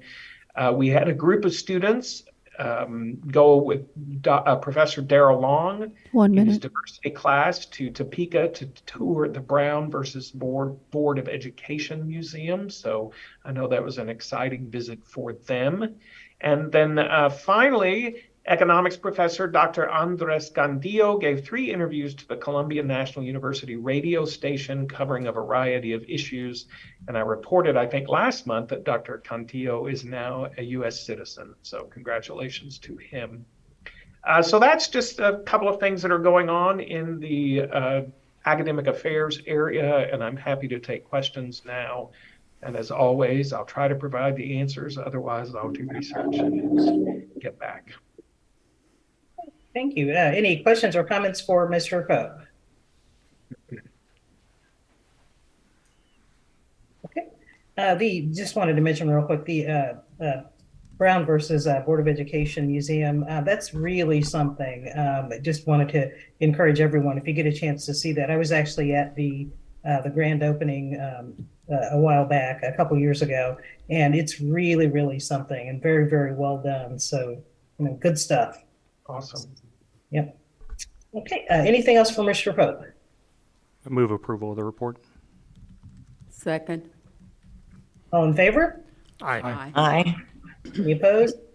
Motion carries. Thank you, Mr. Pope. All right, next is the Vice President of Student Affairs and Enrollment Management Report delivered by Dr. Chris Myers. Go ahead, Dr. Myers. Good morning again. Per the report, you saw the enrollment. We're still trending very favorably in terms of credit hours. And as of the report on Monday, we're actually up 734 more credit hours. So we actually are up 1.68% compared to last fall, which we're really excited about. As you can notice that we do have some sizable increases in our new student enrollments. Continuing students are still continuing to struggle in terms of gaining from that perspective. And one thing that we've been working very diligently with, Dr. Balog mentioned our strategic enrollment management initiative, but with our new director of institutional effectiveness, Dr. Stephen Nettles, he's doing a deep analysis so we can start trying to understand where we're specifically losing those students and which students that we need to provide much more intense activities with when it comes to that promised students. One thing that I wanted to highlight from our report, there's lots of activities that have been happening, but one thing we're quite proud of is through our Basic Needs Center that we have partnered with Kansas State University's Wyandotte County Research and Extension Office to bring their first Kitchen Restore project to Wyandotte County. This is a project that KC Extension does throughout the state to provide starter kits of goods and services for students and families to help get their kitchens started and stuff like that. This was through a partnership that was nurtured through Leadership 2000 with my leadership last year, and we'll be doing a item drive here in November. So please be on the lookout for that. But we're really proud and excited to be working with K-State Extension more, especially the local office is a great resource for us. We've had a lot of conversations in terms of supporting students. As you can see on the report, we're starting to see a lot more activity in our revising office, the Student Success Center area, which we're really excited about. A lot of that's attributed to the additions that we've been able to make with the Title III grant in terms of adding more career retention advisors. Actually, one of those advisors is located here at Pioneer. His name is Mr. Stephen Franklin, but also with him and Dr. Valerie Mendoza has really increased our capacity to provide more advising, to work on success plans and work with students to make sure that we are giving them on the right track to be successful in college. Also with that, we are getting ready to add our second career services position, which is funded through the Title III grant, which we're really excited about. So that will help us kind of infuse more career-connected learning with those services. Another thing I wanted to highlight on our report is we've made some significant progress in terms of improving some of our technology systems and automation. For example, we released the application for degree process that's built in with Ellucian. This is replacing a paper-based process, which required the student to go to their advisor to double-check their degrees. And so we launched it for the fall graduation season. And we're seeing some good results and good feedback from students, because if they're on track to graduate, it simply just submits the form to the advisor, they check it, and it goes to the registrar's office and eliminates a step for them on that. So we anticipate we'll start to see much more activity with that when we get towards the spring graduation season also. The other thing I know that Dr. Mosier has communicated to the board, out of abundance of caution with the athletic teams, specifically on the field house floor, we're starting to see the floor sag more than it has previously. So we've had to work on alternative locations for those athletes to practice and play. Currently, we're using Hy-Vee Arena, just on the other side of the state line, but available to our students for practicing, and we're working out a schedule in terms of games. So some of our games will be there, but we're also working with other partner colleges and university in the region for that. And we anticipate making an announcement by tomorrow in terms of where the alternative locations are. So some of the 23 basketball games will be there. Volleyball has one final game on the 25th. And we'll be making those announcements from that perspective. And I know Dr. Knievian will speak a little more in terms of the facility issues and how we're trying to remediate the floor. 1 minute. So with that, if you have any questions, happy to take them. Any questions or comments for Dr. Myers? Yeah. You mentioned the basic needs, and you said it's a digital sign-in. How does that work?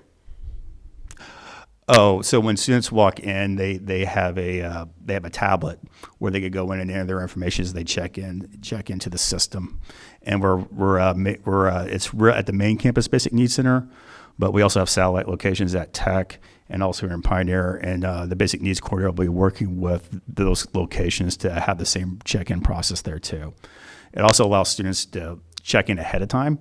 In case they have some special needs, so it gives the Basic Needs Coordinator, Finn Morgan, more information in case they have some special dietary needs or things like that they can prepare for before they arrive at the center. Yes, and along those lines of, excuse me, basic needs, this kind of ties into something I saw under the Enrollment Management Information System, where you're working on the application process. And in one of the sessions I attended at ACCT, they've added to their application, their admissions applications, do you have special needs or basic needs assistance? And in that way, they're able to get those students to those services quicker, and then they're more than likely to stay because their basic needs are being met. Yeah. So as I said, I thought that was an interesting session, and I attended on that. Thank you for sharing that. The other question was, I was pleased to see that the Student Athlete Advisory Council has organized, and that's great for the athletes. But my question is, will they participate or have anything to do with Student Senate and the other clubs and organizations? And I say that because there tends to be, well, when I was there, silos. The athletes are over here and the rest of the student body, and then there are perceptions about the athletes. Oh, they're just an athlete. They're not really interested in school. But when they got involved in Student Senate, it just opened up a whole different conversation and world for both groups, because they got to see that the athletes weren't just jocks. They were students too. They had some of the same concerns and issues. So I hope, even though they have organized, I hope they will interact with the Student Senate and not just be at their silo up at the field house. Yeah. That's a very fair point, Trustee Sutton. And kudos go to Mr. Greg McVeigh, our new Director of Athletics, for reinstituting that process.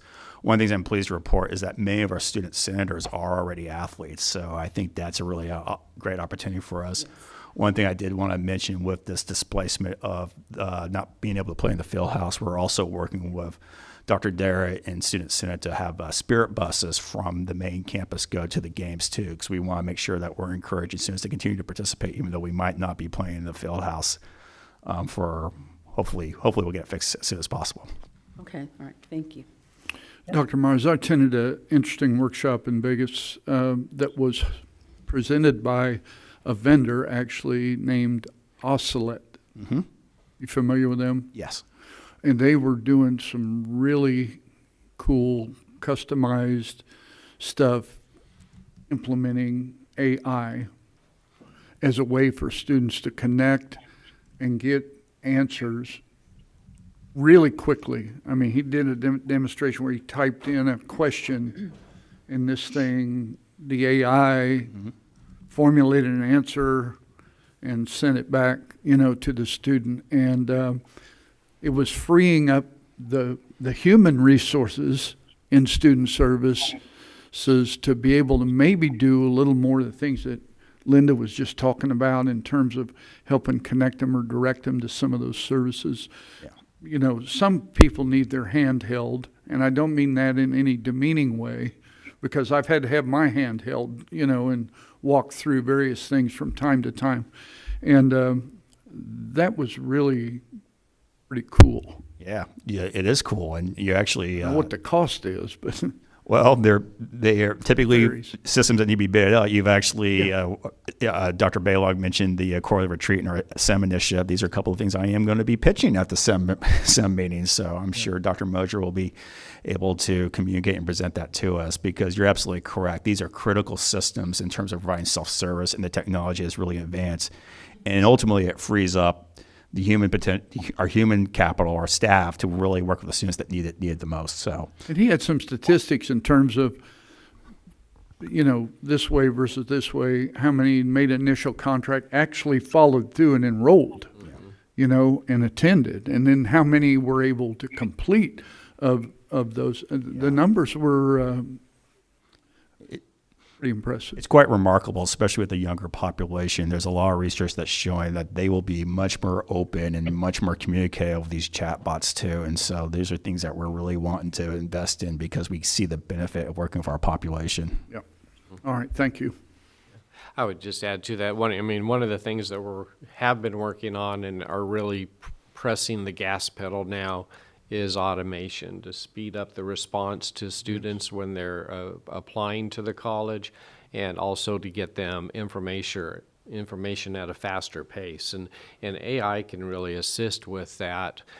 So it makes us more responsive, and it does free up the human capital that you're talking about. So we're excited about that, and we're looking at partnering with a company who will also present at the quarterly retreat for cabinet on assisting us in developing that process, and a lot of other items around strategic enrollment management, which will really, put our foot on the gas pedal even further, and be able to implement some of these strategies that we have been talking about for a while, at a much more rapid pace. Good. Thank you. Good stuff. And one of the other sessions I attended was striking that balance between those populations. How does a college find the median area? Because you have the younger student who is ready for the technology, and then the older student, those are probably like 35, and that's not old. If anybody's listening, I'm not saying you're old. But they're calling them the invisible student, and they say because as community colleges, we just overlook them. We want 18 to 24-year-old, and they say, here are all these people who are a little bit older and have not finished sometimes anything else beyond high school, and they would go to college if we would contact them. So that was another one I found out, was the invisible student. And it says, how many of you are leaving? All these invisible students, they're in your face, but you don't see them because you just want the 18 through the 24-year-old. So the thing was, how do you balance? And I'm not asking for an answer, but it's just something to think about. We got the technology capabilities for that younger student, but some of those, especially if they're 40 or 50, may not be as in tune to it. So just striking that balance so that you can serve your entire community. I just thought that was interesting too. Yeah, great point. Thank you. I move approval of the report. Second. All in favor? Aye. Aye. Thank Any you. opposed? All right, motion carries. Thank you, Dr. Myers. Next, the Vice President Educational Innovation Program report to be delivered by Dr. Fabiola Riobe. Go ahead, Dr. Riobe. Great. Thank you, everyone. Good morning. Good morning. Morning. Morning. It's lovely to be here. I might not have socks, but I do have my pink lipstick and blouse. So we are all recognizing we're pink for October. Just to remind you all, educational innovation and global programming is encompassed of adult and continuing education, high school partnerships, online education services, global and international programs, and workforce innovation. In our adult and continuing education, we are just so proud of the work that the team is doing. Here you have pictured our Assistant Director, Stephanie Pritchard, who partnered up with our partners, University of Kansas Healthcare System, to talk about our Because We Care program at a workforce innovation conference, which is really about reaching populations where they are to help them get the GED training that they need. With that said, we have a new GED instructor a new GED instructor on board. We have students on target to be celebrated for their GED accomplishments for this May. And in our percentage of passing, we have over 78% that have passed their GED assessment. So we're really excited about that. We're also wrapping up our business English program. We have lined up to offer a new business ESL on site to our industry partners, and we already have over 60 individuals on a waiting list. Our coach preparation program, we have 7 new certified instructors that have just passed the certification for that program. Looking at our high school partnerships, you know that we have a new team that has been led by Julius Brown Lee coming on board a few months ago, but they really hit the ground running. You know, they've been meeting with our stakeholders, with our high school partners, really to discuss how we can grow and enhance the program. A huge part of those conversations are around automation, which, as you know, our trustees just mentioned and solidified by Dr. Mosier, is a huge opportunity for us. And how do we actually get students information quicker, right, based on their engagement with us? I just wanted to highlight this amazing letter sent by our own Professor Victor Amos, really celebrating the work of the team. Professor Amos held a high school clinic focusing on the psychological studies. And he invited Julius and Makari to participate in this clinic with them. And what was exciting was the fact that, you know, the team went in there and really kind of hit the ground running, supported Victor Amos and his team, talking to our high school students, their counselors, and really getting them engaged with the opportunities of where an education with KCKCC could take them. As you see highlighted here, we have counselors and administrators who are already inquiring about opportunities for 2024, and we had over 102 students present. So the team is just really kind of getting out there and doing what they could do. Speaking of community engagement, I think this is a pretty good looking bunch here, mixed with trustees, faculty administrators. KCKCC was in attendance at the NAACP 105th celebration. And what was really profound about this celebration is because it was something that they haven't done in 7 years. And the fact that they kickstarted it back again and they held it at our tech center. And here you have trustees Ash, Crizzle, and Sutton. And no, this is not a king or something from the African content, but this is our very own Sean Darrett, who looks stunning in his African garb. Thank you to the team for making such a great presence. Looking at where we're going with global and international programs, Mexico celebrated its 213th anniversary, and I was able to attend this celebration on behalf of the college. Here you have me pictured here with new head counsel, Solia Padilla Mayer, who's representing Mexico. Most importantly, we have the flag of Peru because, as you know, Dr. Mosier and myself, and with contributions from Chris Reed and the marketing team, we are diligently working for our exploration tour to Peru that's taking place at the end of November. Online education services, I mean, they're supporting us now. Kudos to them. They're helping us with our Zoom meetings. They're supporting at least 212 ticket requests per month. With our students and faculty, engaging with them. We have over 473 unique users in our lecture capture, and we're continuing to ensure that our programs that are online are 508 compliant. So good job to the team. In workforce innovation, we're doing a lot of work, really trying to ramp up what we're doing with apprenticeship. Myself and Associate Dean Ashley Irvin, we went to a 2-day training on apprenticeship. Rich Piper has been really engaging our students in ways that he hasn't before, getting them to table at different events. Here you have them at the Career and Technical Day Center, where our students were actually tabling and talking about the opportunities, particularly held with FAME.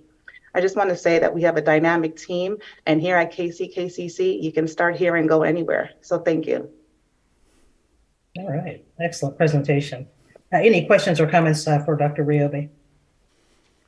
Madam Chair, I had a comment. I was holding this from my earlier report. Went to a session that was presented by the College of Lake County in Illinois. I met David Wooten, who's the department chair, Industrial Technology, and Miguel Mireles.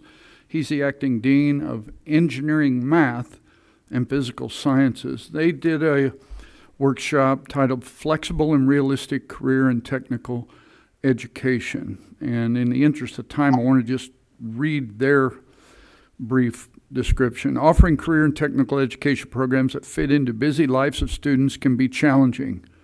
Anybody second that? It's got anything to do with that here? Learn how College of Lake County launched an industrial technology program covering 10 content areas and 22 courses offered in a flexible open lab concept. I'd never heard that term before. I'm sure it maybe has been around, but I'd never heard of flexible open lab concept, so students can complete online curriculum and attend in-person labs at their convenience. Presenters shared how local industry influenced the program design, structured lab time, curriculum, fosters student success, best practice in the learning management system, and overcoming hurdles with student data systems. Other features included retention and job placement data and the advisory committee's role. Again, they had some very impressive data on their outcomes, successful outcomes. So I have requested from these gentlemen their presentation, their PowerPoint presentation, and I should be receiving it any time. And so my thought was I would forward it to Dr. Moser or whomever he would direct me to forward it to for review. And if it has any applicability or it can be something you want people to look at, why you can decide from there. It was very interesting and very impressive. Yes, and also from some of the sessions that I attended, one thing that was very prevalent was the need for workforce and the global market, the global training that we are headed toward. And in the workforce part of it, it's, you know, we often talk about the manufacturing and those different jobs, but it said you can even look, like this one college, they looked into their community and they saw that, you know, we're lacking in teachers. So they developed a certificate program called Teachers Aid Certificate. Now they worked with the schools to see what they needed, and in 10 to 12 months, they were able to help their school fill some positions. So when it comes to workforce, it's just to start taking a look at things that may not necessarily be welding or manufacturing, but some type of office job where you can help in that area.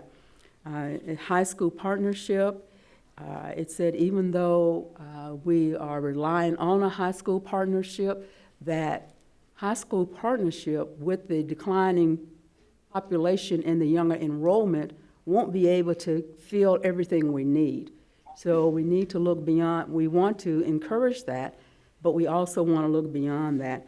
And then also in talking about the high school partnership, this, I'm crossing over because this getting ready to say now was in another one. It said, make sure that you're looking at your population. When you look at your high school partnership, who's missing? You know, do you have Latino, Latinx? Do you have blacks? In proportion to the school size, in proportion to their enrollment. So it's just that be mindful of that and make sure that you are serving all the students. This one about the partnerships, the global, international programs, I had never thought about this, but and the one that I attended about that, it said, okay, if you're going global, who's going to pay for that? And I had never thought about that. This one college said that they could not use their own budget, and so their international, their global program is 100% self-sustaining. So that's just something to think about. How are we going to support the global? Will it be self-supporting, or how much fund will we be able to do that? So as I said, just a lot of good information out of all those sessions. I think Don and I, we could just go on and on, couldn't we? Because we're just so much, but I will done stop for there. today. Yeah, I will stop there. Okay, anything else? Okay, may we have a motion to accept the report, please? So moved. Second. All in favor? Aye. Aye. Any opposed? Motion carries. Thank you again, Dr. Riobe. We appreciate it. Thank you. Okay, next is the Chief Marketing and Institutional Image Officer report delivered by Ms. Chris Green. Hello, I'm going to go ahead and start off the report today by sharing. I think this marketing plan actually, Randy, is new business later on. It's the video that should come up now. Sharing the series of videos that we have created. And I'm going to try to share one each month because we just continue to put these out, and I want to make sure that we're showcasing the excellence of our students.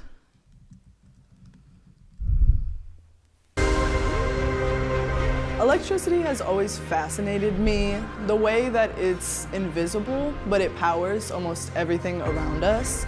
I chose KCKCC because they had a good electrical program that was nearby. When I was in high school, I actually toured the entire tech school campus, and when I came into the electrical classroom, I wanted to do it so badly and just shot for the stars, really, for the electrical program.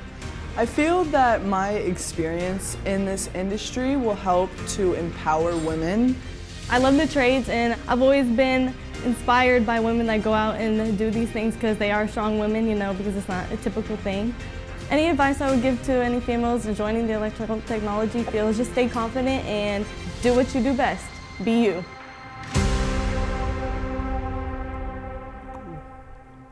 Nice. That was awesome. Very cool. Yeah.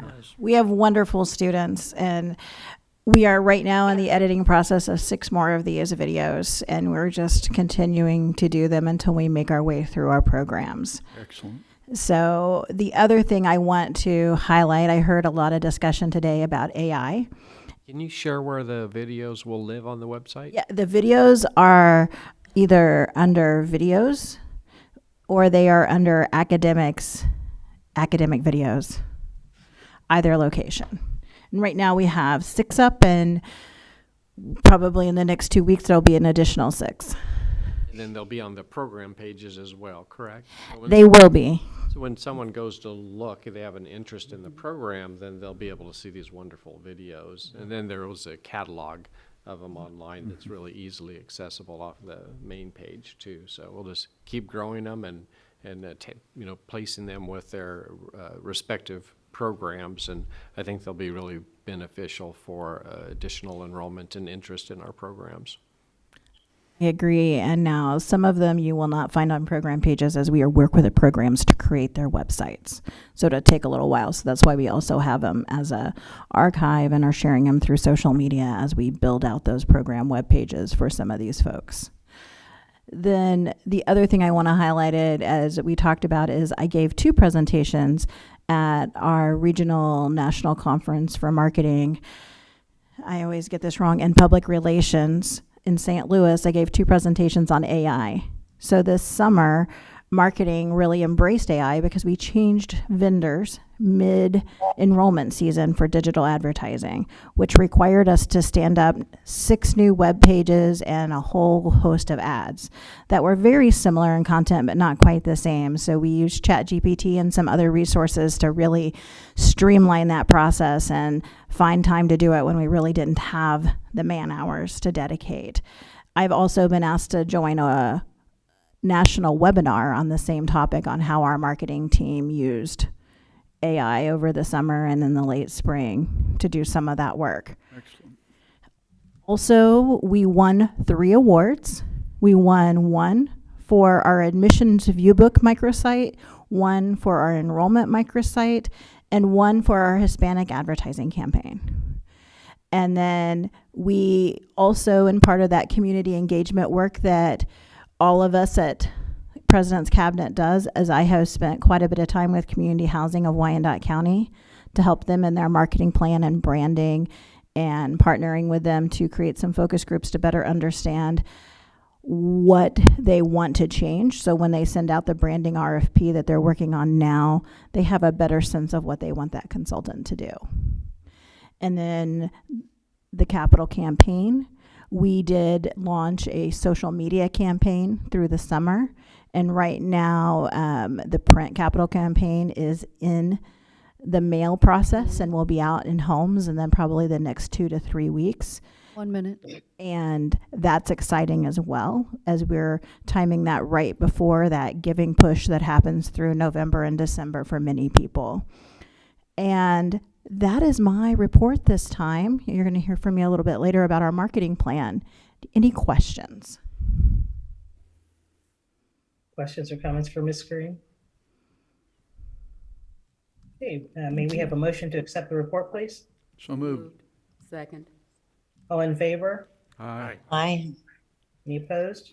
Motion carries. Thank you again, Ms. Green. Next up, the Chief Financial Officer report delivered by Dr. Shelley Knieven. Go ahead, Dr. Knieven. Thank you very much. I know it's been a long meeting, so I'm going to keep it really brief. We had money come in and money go out. Yeah. We have more of one than the other. We did a little, unfortunately. Yeah. We had more money going out this month than less this coming in. month, But as Trustee Isnard noted, we did get our first allotment of property taxes. And we also had a big disbursement for financial aid, which always happens in the fall and the spring. I'm going to shift gears and talk a little bit about some of the facility issues we're experiencing. They're not as exciting and great with videos. I suppose I could do some videos. I actually have some videos, but I don't think you'd want to see them.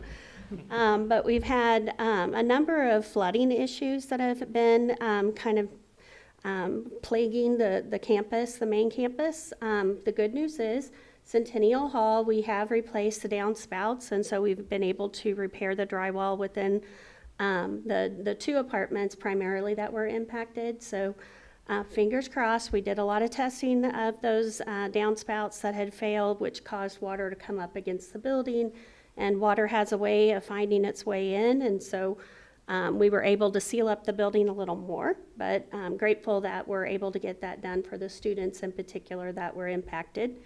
As Dr. Myers mentioned, our basketball floor has decided to be concave in the middle, right down the middle.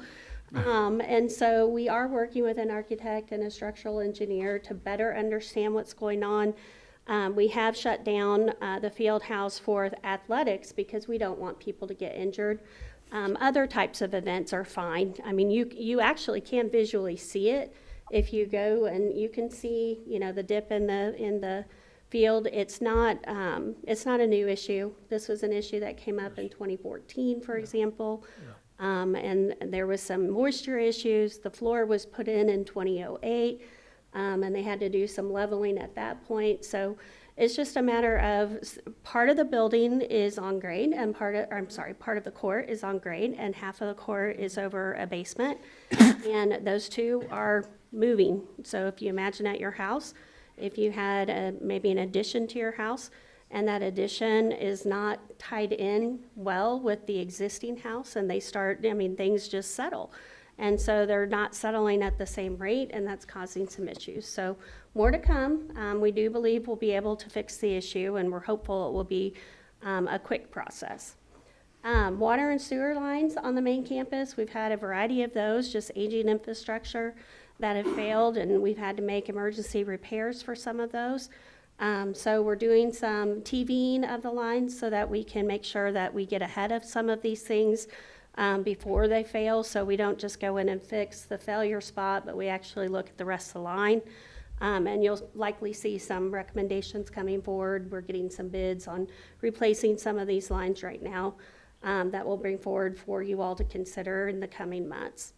The really great news is that we have a new facilities director with all these facility problems. So we're quite glad that we've got a very well-experienced director coming. His name is Scott George, and he has worked for several other higher education institutions, and as well started his career in local government and parks and recreation. So it fits in very nicely with some of the beautification and grounds maintenance that we're doing, as well as capital improvements, and that's much of his background. So very glad for that.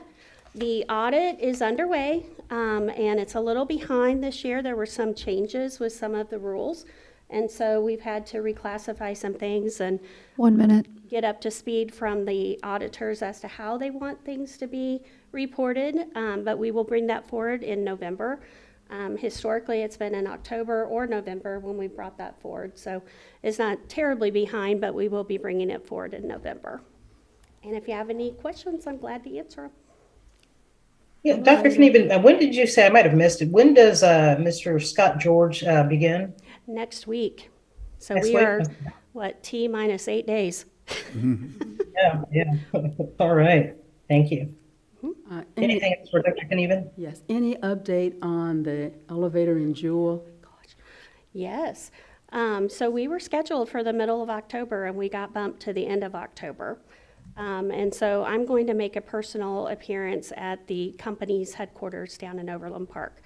So I'm actually going to do that after this meeting and before a meeting that I'm going to, that KDOT is showcasing some of their plans, and we want to make sure that we're part of the consideration for infrastructure improvements. And then the other question, I saw that Little Leaders got a grant award, and now they can take infants. That's amazing. When can they start taking infants, and what age will it start? I don't know the specifics to that, but Trustee Sutton, I'll find out the details. I believe it's very short term in terms of when they can accept the infants. But as far as, is it at 3 months or is it from newborn on, I'll find that out. And then they did get a grant, so we're going to see some improvements. They're going to replace their playground and some fencing and have a garden adjacent to the building there, and we're going to work with them to kind of figure that out. With taking infants, will the size of the child care center need to be increased, or they can use the same capacity that they have? Yep, they're building it into their current programming and current space. It will help so many. Absolutely. Yeah. Move approval of the report. Second. All in favor? Aye. Aye. Any opposed? Motion carries. Thank you again, Dr. Knieven. Next is the Chief Human Resources Officer report delivered by Ms. Christina McGee. Go ahead, Ms. McGee. Good morning. Good morning. Good morning. So you have my report in front of you, but I'll just highlight a few things in our report.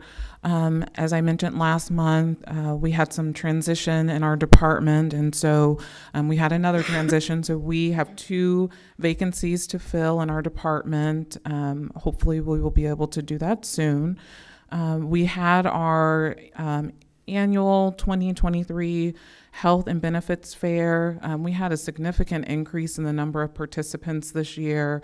We had a total of 45 employees that participated. They went around to the different tables, and we actually had 35 individuals participate in biometric screening, which is an absolute plus because that really gives individuals an opportunity to kind of see where they are at health-wise, as well as receiving the flu shots.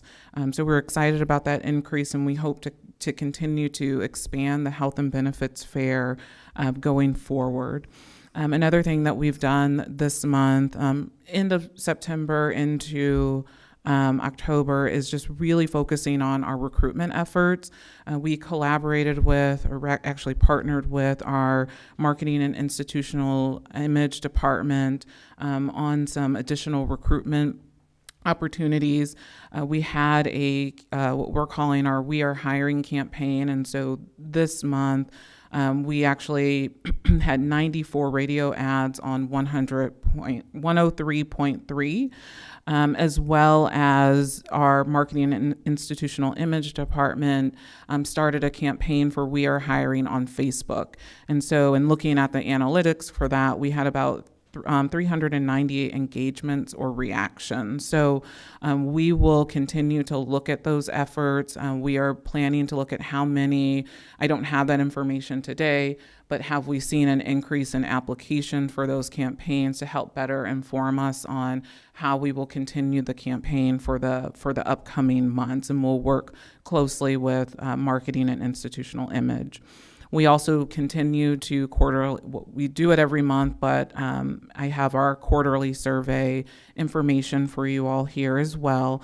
But really just to kind of highlight, in this third quarter, we're really seeing an increase in our ratings for how the employee experience has been and their introduction to the college, to their teams, introduction to aligning the actual work with their position description, and then we're seeing an increase in how employees feel about the overall KCKCC communication. There are some areas in which we can work on, particularly around the employee morale or experience and communication between departments. But communication is also within departments, is also part of our strategic plan and under employee engagement. So we will certainly be focusing on that. And in the area of SEAM, or our Center for Equity, Inclusion, and Multicultural Engagement, our department is working closely with the Strategic Enrollment Committee, Strategic Enrollment Management Committee, and looking at the strategic enrollment plan and layering in where we can from a DEI lens, giving some insight and input into that. And then also our team is working on the International Education Week and working on planning some events along with the committee throughout I think it starts November 13th. So that concludes my report. I'm happy to answer any questions that you have. Any questions? Okay, may I have a motion to accept the report? So moved. Second. All in favor? Aye. Aye. Aye. Any opposed? Thank you. Motion carries. Thank you again, Ms. McGee. And this is the Chief Information Officer report delivered by Mr. Peter Gabriel. Go ahead, Mr. Gabriel. Good morning. Morning. Fairly short report. I have a couple of things that I wanted to highlight from that, and that was kind of a follow-up to the monitor replacements that we've been doing in all the classrooms, which Community Services basically finished that up and moved on to what we'll call phase 2 of the project, which is, I hate to say it, customer or student-facing machines. So examples of that would be financial aid, the admissions office, the registrar's office, areas like that. So going around and replacing those monitors. Through that process, we also updated a number of classrooms, the teaching stations and classroom computers. And then the other thing, probably the top thing I wanted to highlight, was the after our meeting last month, we had the meet and greet with the board, cabinet, student senate. We received some feedback or a suggestion from the students that it would be helpful for the students at the Centennial Hall, that live in Centennial Hall, to have access to computers that are there. So Dr. Myers, Dr. Darrett, and myself left immediately after that meeting, walked over, took a look at the study room, as I think is what it's called, in the bottom floor, and kind of worked up a way we could put some computers in there that would fit with the current furniture that's there. Luckily, there was I think it's a south-facing wall that was basically open. There's already a multifunction printer there. So from that, ordered some, call them sit-stand desks. They're the electric desks that rise and fall. Tested out some equipment sitting on them, make sure that the desk that we ordered would hold the equipment and work just fine. And then we ordered 3 of them for that area. They came in, and to thank James Bennett and Ty and possibly others, the desks came in. They were, I think the next day after they came in, they took them over to Centennial Hall, put them together, set up the computer workstations on them, and then took a photo, and I didn't put it up here because as a student in it, I didn't actually get to talk to them about using their photo, but I was surprised that they took a photo and there was already a student using them. But I found out a little later it was staged. The student happened to be there, and they asked me if they would do it. So anyway, I'd just like to finish by saying I appreciate the feedback or suggestions and encourage them to keep coming. And with that, if you have any questions on my report, I'd be glad to answer them, or any that may not be on it. Quick question for you, Mr. Gabriel. So not all of the students have a laptop checked out via the college, is that right? Correct. We had roughly about 200, and we just swapped out some a laptop card or 2, so we did get some more back in stock. Some that we would normally move out of the rotation as usable that may be close to 5 or 6 years old, but since we have that need, we keep them into or bring them into the inventory that we have to check out. So that'll increase our number it makes them available for this semester, but also increase our number for the spring semester, so. Right. Okay, thank you. Any other questions or comments for Mr. Gabriel? Yes, I saw that in your report about the computers, and, we were at that luncheon when the students were saying that, so I know that they are really impressed that they made that suggestion of what they needed in Centennial Hall, and just like that, they have computers. Yep. So kudos to everyone who was involved in making that happen right away. Thank you. Appreciate it. It was nice to do, so. I'll echo that. Thank you for the quick response to that. It just shows the importance of having those meetings and being able to gather feedback like that. It gives us a chance to address a need quickly, so thank you. Any feedback on how many are using them over there? Any? Dr. Myers or you? Yeah. All right, well, they're there. Other than my staged photo. All right, thank you. That's great. Excellent. Move approval of the report. Second. All in favor? Aye. Aye. Any opposed? Motion carries. Thank you again, Mr. Gabriel. We appreciate you. Thank you. Okay, moving on now to, actually not to unfinished business because there is none scheduled. So that takes us to new business. I'd like to invite the presentation of the special course fees for Excel and Career and Technical Education CTE for high school presented by Mr. Jerry Pope, Vice President of Academic Affairs. Go ahead, Mr. Pope. Thank you. This is on page 234 in your packet. We have a large packet today, so I searched around to find it. My color coding was, I tried to compare, I did compare 23-24 course fees with the ones we're proposing, so you can see that. We have course fees that are charged as part of each course. And then we have items that the student or the high school pays for. And most of the time that is, uniforms and shirts and things like that. Sometimes it is textbooks, depending upon what the faculty want. Part of this project, just as a reminder, we do have to submit this to the state. And they want to know the full cost of the program. That's why we include things in this report that are not actual course fees.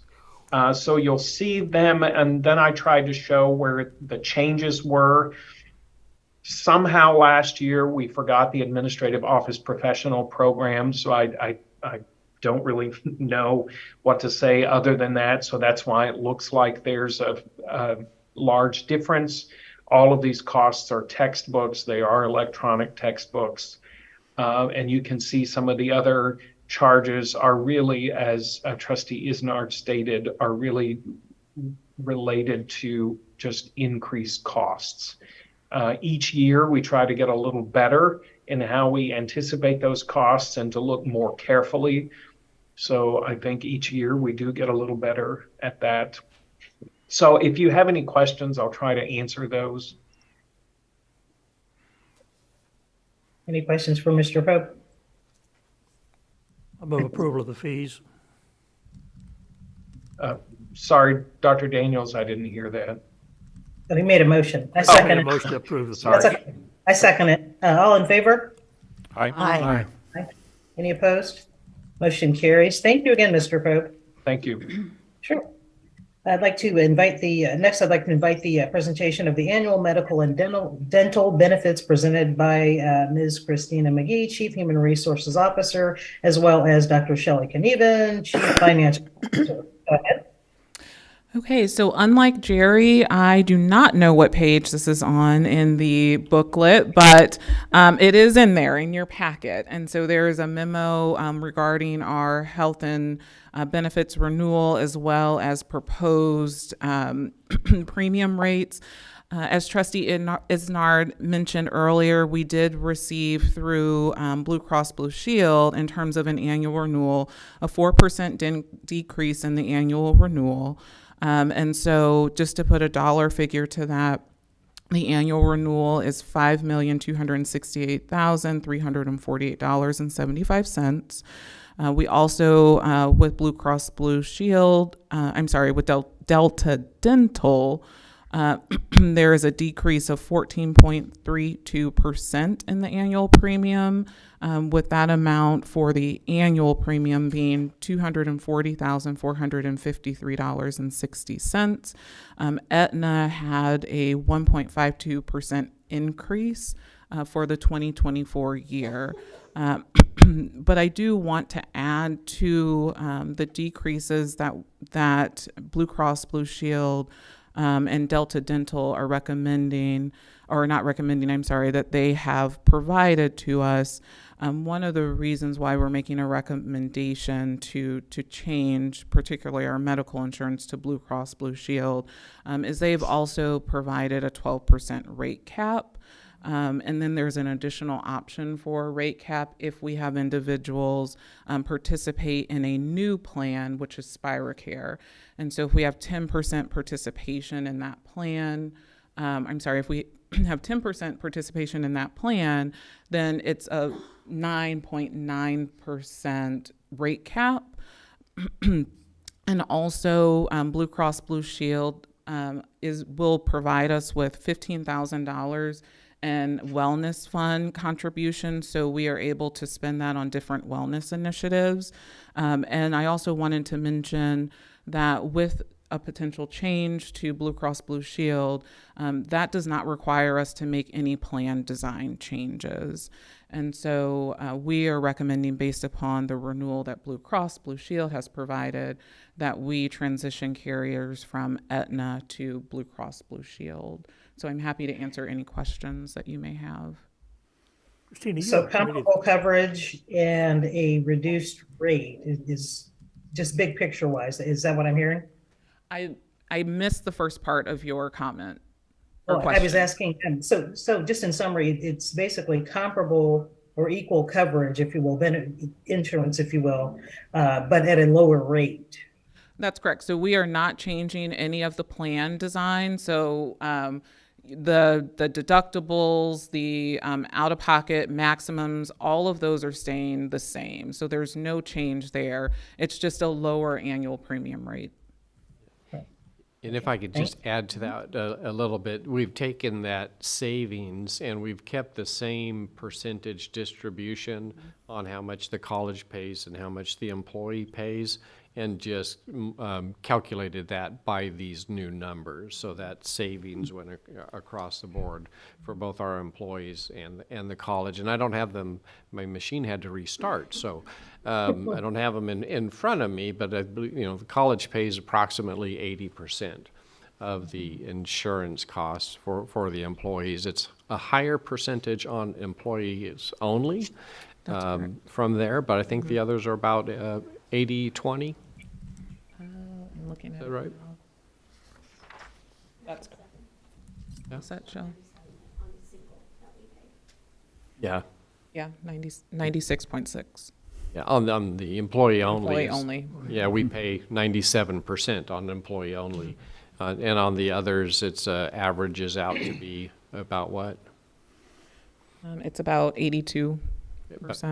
18. So the college picks up 82% of the cost, and the employees pick up about 18% of the cost. So we just shared that 4% decrease across the board.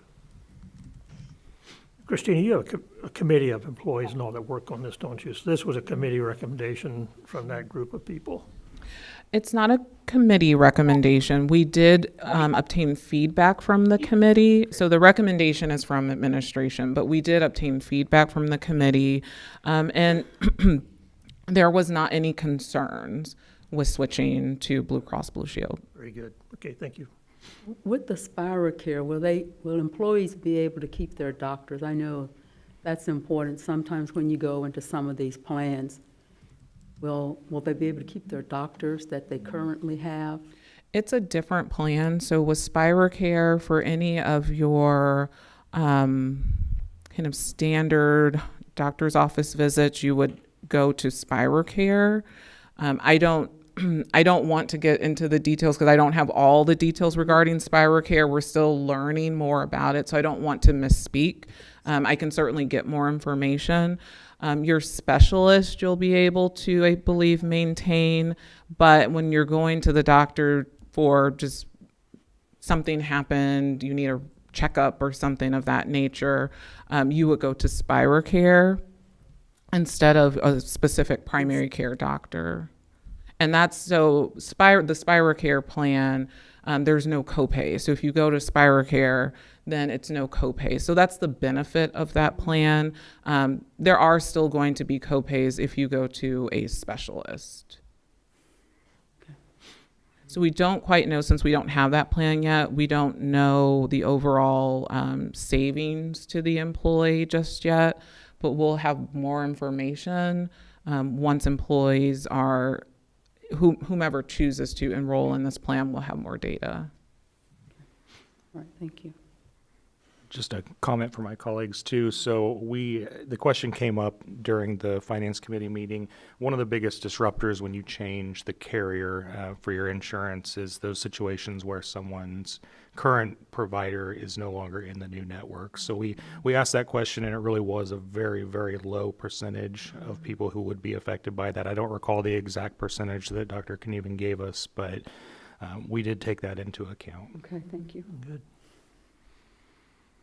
Move approval of the plan. Second.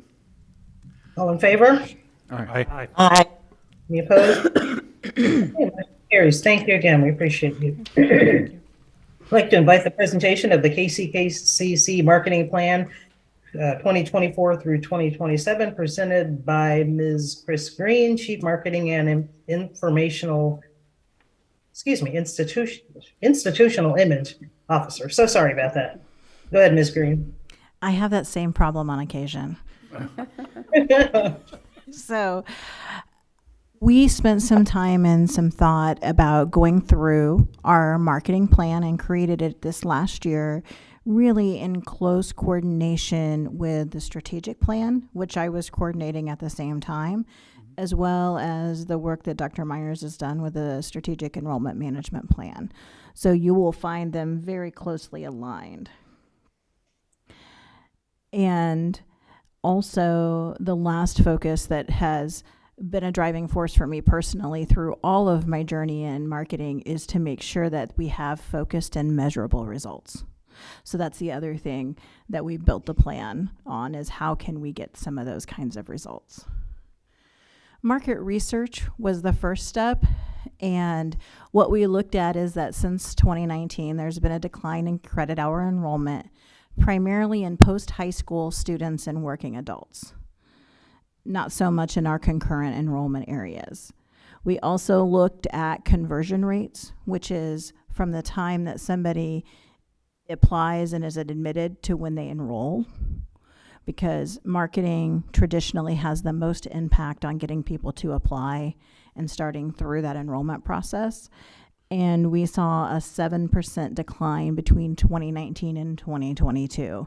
These are all natural occurrences that have happened through COVID, and many of our other colleges have seen similar results. And as you know, in the SEM plan, we're looking to return our enrollment to post-COVID. So no surprises in any of that information. Marketing today is very personalized. There is no more 3 channels that I can turn as my own remote as I was as a child. There's about 523 ways that you can access any piece of information. So being able to digitally market to zip codes is one of the strategies that we look at. So we looked at first our top 20 zip codes, and you can see that in the report, but specifically we looked at these top 4 zip codes that saw 2,000 credit hour decline between pre and post COVID. So those are high areas. So 66109, which is Piper and Washington High School roughly. We look at poverty rate, that's a 2.5% poverty rate. What we saw was some of those students came to us over the COVID years, And now that there's a little bit safer, sometimes they're going further and away and they have more disposable income, less economic factors. So that's really about becoming their choice of education to start with. 66102 had the highest poverty rate, was most directly affected by things like COVID, and has a significant Hispanic population, serves Wyandotte High School, and it's where Sumner is located. And that is another one that we are focusing specifically on, and also looking at ways that we can better engage those students through admissions and through what we're doing in marketing and targeted messages. 66048, we're here. This is Leavenworth. We are seeing, that's Leavenworth High School. We're looking really here at lower poverty rates, and we're looking at ways that we can better engage students and see how we can bring those students to coming back, especially with the full post-secondary experience, post-high school experience. And 66104, which is our second highest poverty rate of this group. We had significant Black and Hispanic population, and it serves Schlegel and Washington. So the reason we look at these is because digital advertising can do that. Then we looked at high schools, and finally we looked at competitors. And I just briefly want you to look at the goals, which is like achieving a 10% increase in digital advertising leads and 6% application, things that we can directly measure. We can look at enhancing web traffic each year, because website, we see, and enrollment tend to go together. When enrollment's higher, website visits are higher, because that is the personalized focus. We look at strengthening our reputation as a positive member of the community, and we're looking at actually measuring that in this academic year. Then we look at increasing email lead generation through partnerships and academic workforce development. And that's really working with academic programs on things like those videos that you saw. And also on things like measurements, increased enrollments, just creating a toolkit for program marketing. Time limit. And our last goal is to enhance our brand through clear, consistent policies, processes, and practices. So really, those 5 goals are the core of the strategy that reflect the others. Now, you have it in detail, and I'm happy to answer any questions you have, but it will be a living, breathing document that will change as we learn. Excellent. Any Chris, questions? Yeah, Chris, this is Trustee Bruni, and I have to make a little trip down memory lane. Many of you will remember Trustee Kathy Breidenthal, and I had the honor of being selected by her to be part of a group called the Advancement Council for the college many years back, served in that role about 5 years. Her main theme, her entire tenure as a trustee, was effective marketing. And I have to tell you that on behalf of Kathy, I'm so proud of what you've put together here for us. It's professional, like you say, it's measurable, and it's high time we got to this level. So thank you very much. I move approval. I said I wasn't going to refer back to a workshop, but when you started talking about zip codes, I thought, oh, okay, I attended something that was pertaining to that. It was taking the college to the community, utilizing relationships to increase access to minority and under-resourced populations. And it talked about opportunity zones, and it said, look at your zip code. Look at your zip codes and see who are you missing, you know. And so when you said that, I thought, oh, I attended something about that. So thank you. Thank you. Yep. Okay, we've heard a motion to approve the KCKCC marketing plan. Is there a second? Second. All in favor? Aye. Aye. Any opposed? Okay, motion carries. Thank you again, Ms. Green. We appreciate you and your team. Very good, thank you. Next, would like to invite the presentation of the sabbatical proposal delivered by Dr. Mosier. Go ahead, Dr. Mosier. Yes, in our master contract with our faculty, there are opportunities for faculty to take a sabbatical leave, and for those who are not familiar with the sabbatical, it's where they would actually step away from their normal teaching load so they can focus on research and projects that when they come back from sabbatical can improve their classroom, and improve and overall improve student learning. So we haven't had a sabbatical request since I have been here, but we have received one to date, and it's by Dr. Ian Corbett, and I had sent out via email his proposal over the weekend. And Dr. Corbett is looking at taking a sabbatical in spring 2024 and really focusing on research and the processes around audio mixing, and then taking the results from that sabbatical and using it for material that goes into a book. He already has a book out, so this would be a companion to that, about microphone and recording techniques called Mic It. One of the areas that I've worked with sabbaticals quite a bit in my history is that what we want to make sure when the proposals come forward that the outcomes are not vague or generic, right? That we have really identified outcomes on how the time spent during the sabbatical will be used in the classroom to improve student learning. So on the bottom of page 5, Jerry has worked with Dr. Corbett on that to come up with 4 different ways that the research will be utilized. I mentioned the book that would be available locally and worldwide, materials to use to produce handouts and reference packets for the students, a series of presentations and workshops for the students, or other kind of music events that our music program is so very much engaged with. And then if the book doesn't come to play, because the faculty don't have control over whether or not someone decides to publish their book or not, but it can be used in periodicals and magazines. So visiting with Mr. Pope on this, Vice President Pope, I think this is a strong sabbatical application.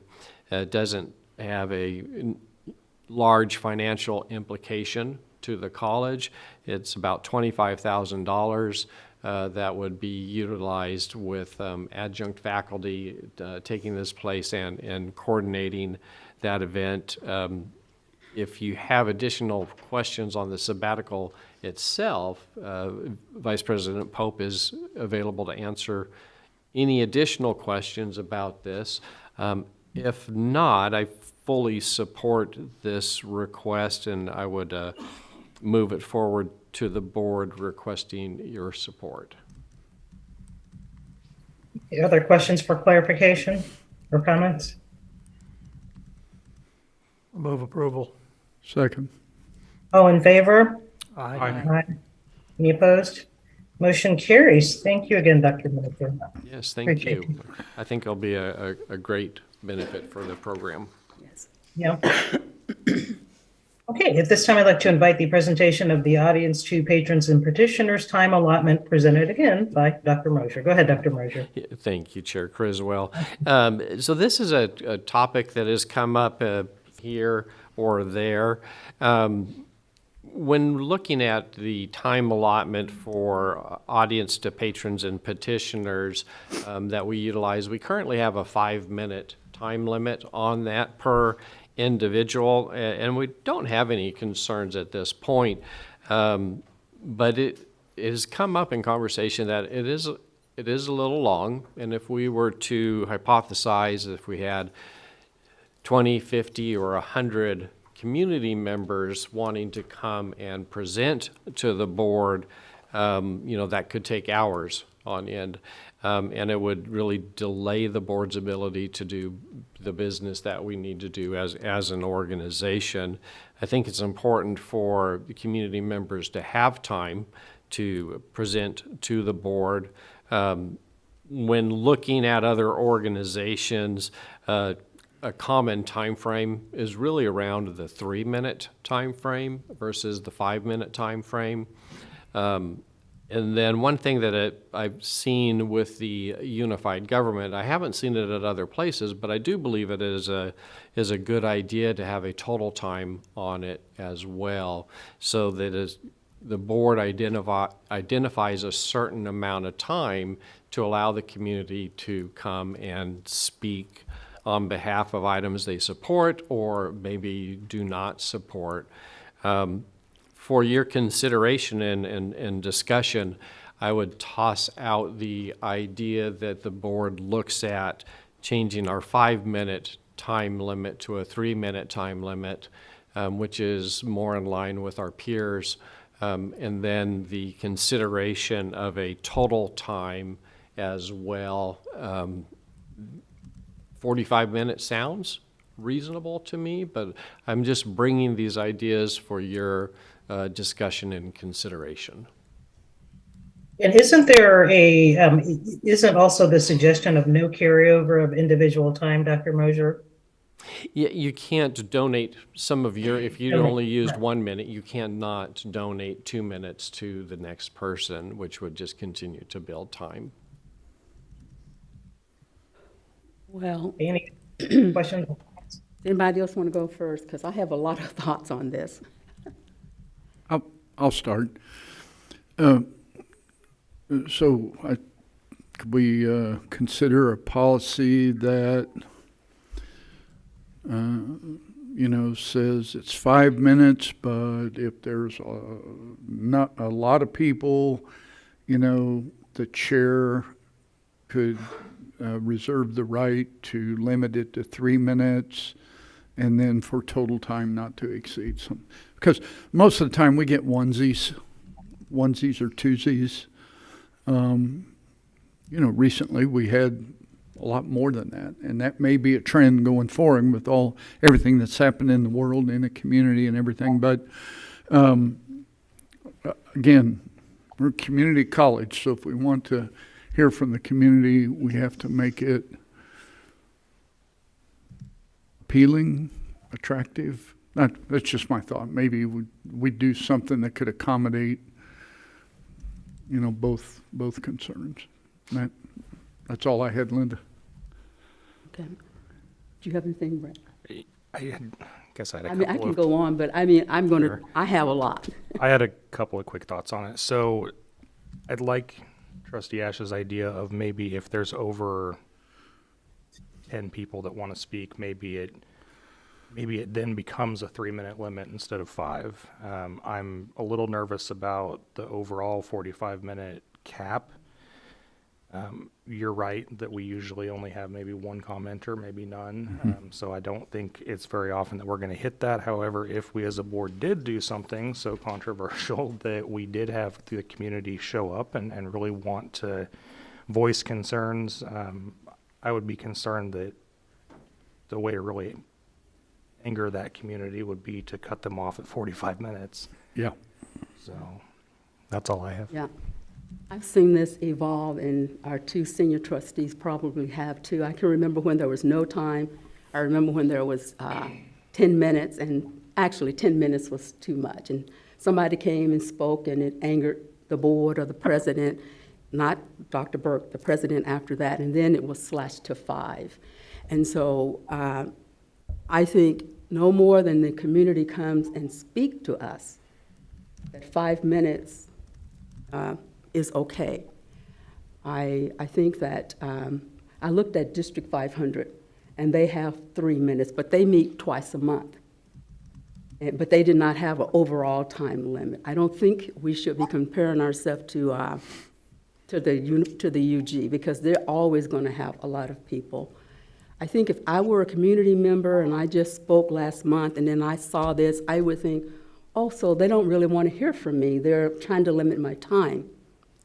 If I were someone getting ready to possibly come on the board, I'm like you, Dunn. I'm assuming that we're going to have at least 3, So if I were one of those people, I would say, well, why are you trying to change this? And it's almost time for election. Why are we doing this right now?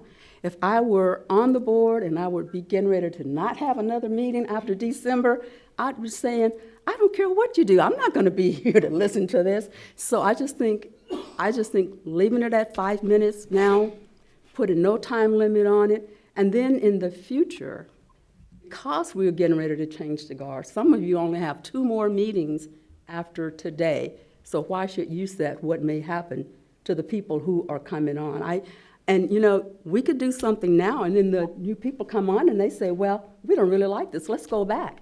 So I think it's going to be offensive all the way around. Just leave it where it is, because it's not broken, I don't think. How often do people come to talk to us? And when you look at our morning meetings, we're not going to hardly get anyone. Our evening meetings, when it's around taxes. And this year, people were really upset because when you looked at your assessment, you're like, oh my goodness, because I felt that way. So other than that, plus people can come online and they still don't talk to us. So I just think, oh, in Johnson County, I looked at theirs. Johnson County did not have a time on there unless it was somewhere hidden, but looking at their agenda, they did not have a time. I looked at Butler. Butler did not have a time on there. I looked at Metropolitan and I didn't see a time. So I think as elected officials, we work at the pleasure of the community, and then to say, oh, well, you know, we're going to limit the time you can talk to us. Now, I understand, yeah, 5 minutes, but if it gets to be a problem, change it. But I just think the timing of this is going to send the wrong message, whether or not you are planning to come, hoping to come on the board, or if you were a community member and were just here. That's just my thoughts on it. So just to be clear, so as a board, we need to decide, number one, are we going to leave it as is and revisit in the new administration of the new board? If needed, or yes. if this is another choice, are we going to change it? And if so, to what? I just want to make sure I capture the kind of the views on that. Yeah, I was just bringing it to the board for conversation at this point. And I believe in, if you are going to mention that you have something that you would like to be changed, that you offer something to be considered. So my time and recommendation is just what I offer to be considered. But really, it's completely up to the board. I'm in favor of doing something prior to an event that would happen, and then we turn around and change the time frame. It would look like we just did it because of an event. So this is just something to consider as how we handle our process, our practice. It's not a policy in any way, so it's currently just a process or a practice that we have, and we could do, you can do, you know, however you would like to proceed. I just brought it for your consideration. Yeah. That's good discussion. So as a board, what is our recommendation, if any? To leave it as it is. And as somebody who will soon be a community member coming to talk to you, I recommend no action on this today, but some consideration of a change with the new incoming board members. I would second that, Pat. I think it is a discussion for the new board. You're gonna have 4 new members. And maybe. At least 3. I hope 3. You know something I don't know, Ray? I don't know. Okay. I'm pretty confident. I'm betting on you, Don. I'm pretty confident on you. I'd motion for 3. No. I just think Okay, so there is no one who objects to leaving it as is and then leaving it as a consideration item for the next board. Is that be correct? Revisited. Yeah. It's revisit, yes. Mhm. Okay, so at this point, there is no motion then, because we're not voting on anything. Okay, all right. Anything else on that matter before we move on? I Okay. think it's Oh, a go ahead. great Go ahead. conversation. I think I just remind the board, it's a business meeting. I mean, bottom line, it's the business meeting of the board, and you're providing the opportunity for the community to come in. But bottom line is, it's your business meeting that you have to conduct business. So you have to kind of weigh that against how much time you want to donate to the community. Yeah. I'll use as an example. I was at one of the previous or recent UG meetings that started at 7 o'clock, and I wasn't that very far on the agenda, and my time that I was up to speak was at 10:48. No, you and Vice Chair Isnard? Yes. Yeah, the marathon Enjoyed that meeting. one as well. Yeah. Buddy up on that Yeah. one. And you have to weigh Yeah. that against Yeah. people either online or there who came for the business part of the meeting. And so are they being then asked to sit for 2 or 3 hours for community comment when that's not what they came for? They came for the business meeting. So it's a delicate issue, no question about it. Because you want to hear from the community. Yeah, Yeah, absolutely. we Right. serve How at that- their pleasure. How that fits into the business of the Yeah. board is what you need to. If they don't elect us, we don't have business, so that we serve at their pleasure, we need to hear from them. Yeah. We need to hear from them. And often And what I'm will not happen, against a time limit. We have a time limit. often what will happen is the comments are repetitive in nature. So that's one other consideration that I'd toss out there. I serve at the pleasure of the board, so I'll do whatever you would like. And we serve at the pleasure of the community, so Community, yeah. we gotta listen to them. Yeah. Okay. Okay, anything else on this? Okay, excellent discussion. Moving on then, I'd like to invite the presentation of the alcohol resolution for KCK Forward Youth Professionals Connect the Dot event presented by Dr. Mosier. Go ahead, Dr. Mosier. All righty, thank you once again. I won't read the resolution verbatim, but we do know that Kansas statute prohibits alcohol on public property except for where the governing body can do a waiver for that. We have an event coming up, and it's Shy Perry working with the KCK Chamber, and the resolution is to exempt the college from the state statute on Saturday, October 28th, 2023, from 12 noon to 1 p.m. at the KCKCC Art Gallery in Delhi area. And this exemption would be granted in connection with holding the KCK Forward Young Professionals Connect the Dot KCK History and Cultural Tour, where they will be hitting multiple locations during that day for events like this art opening, etc. So I would put before you for your decision to waive the ordinance and to have the alcohol be able to be served at this event at this time. Any questions or comments from the board? You have to read the whole resolution, or we just make a motion? So I was speaking with Greg Goheen on that, and the whole resolution does not have to be read. It's in your handbook verbatim. So he said you can just identify the project or the activity that's going to take place, and knowing that we are overriding or waiving the statute for this. Compliant with state law. Compliance, thank you. Then I'll move approval. Yeah, and we know we're gonna approve it, but should the resolution already have typed on here, passed and approved by the board, meeting at October 17th, should that caption already be on there before we? It's all right. Yes. Okay. Yes, I noticed because it on then, there before. If it's not, Okay, I just probably missed it. yeah, Okay. if it's not approved, then we don't sign it, and then Okay. it's not valid. All right. Yeah, good question. Yep. Is there a second? Second. I'll second. All right, all in favor? Aye. Aye. Any opposed? Motion carries. Wonderful. Well, with that, it looks like we have reached the end of our time together, and could we have a motion to adjourn today's meeting? So moved. Second. All in favor? Aye. Let's go to lunch. Any opposed? Yeah. All right. Motion carries. Meeting adjourned. Thank you all so much. you, We everybody. appreciate you. Yes, thank you, everyone. All right. Enjoy your day. You too.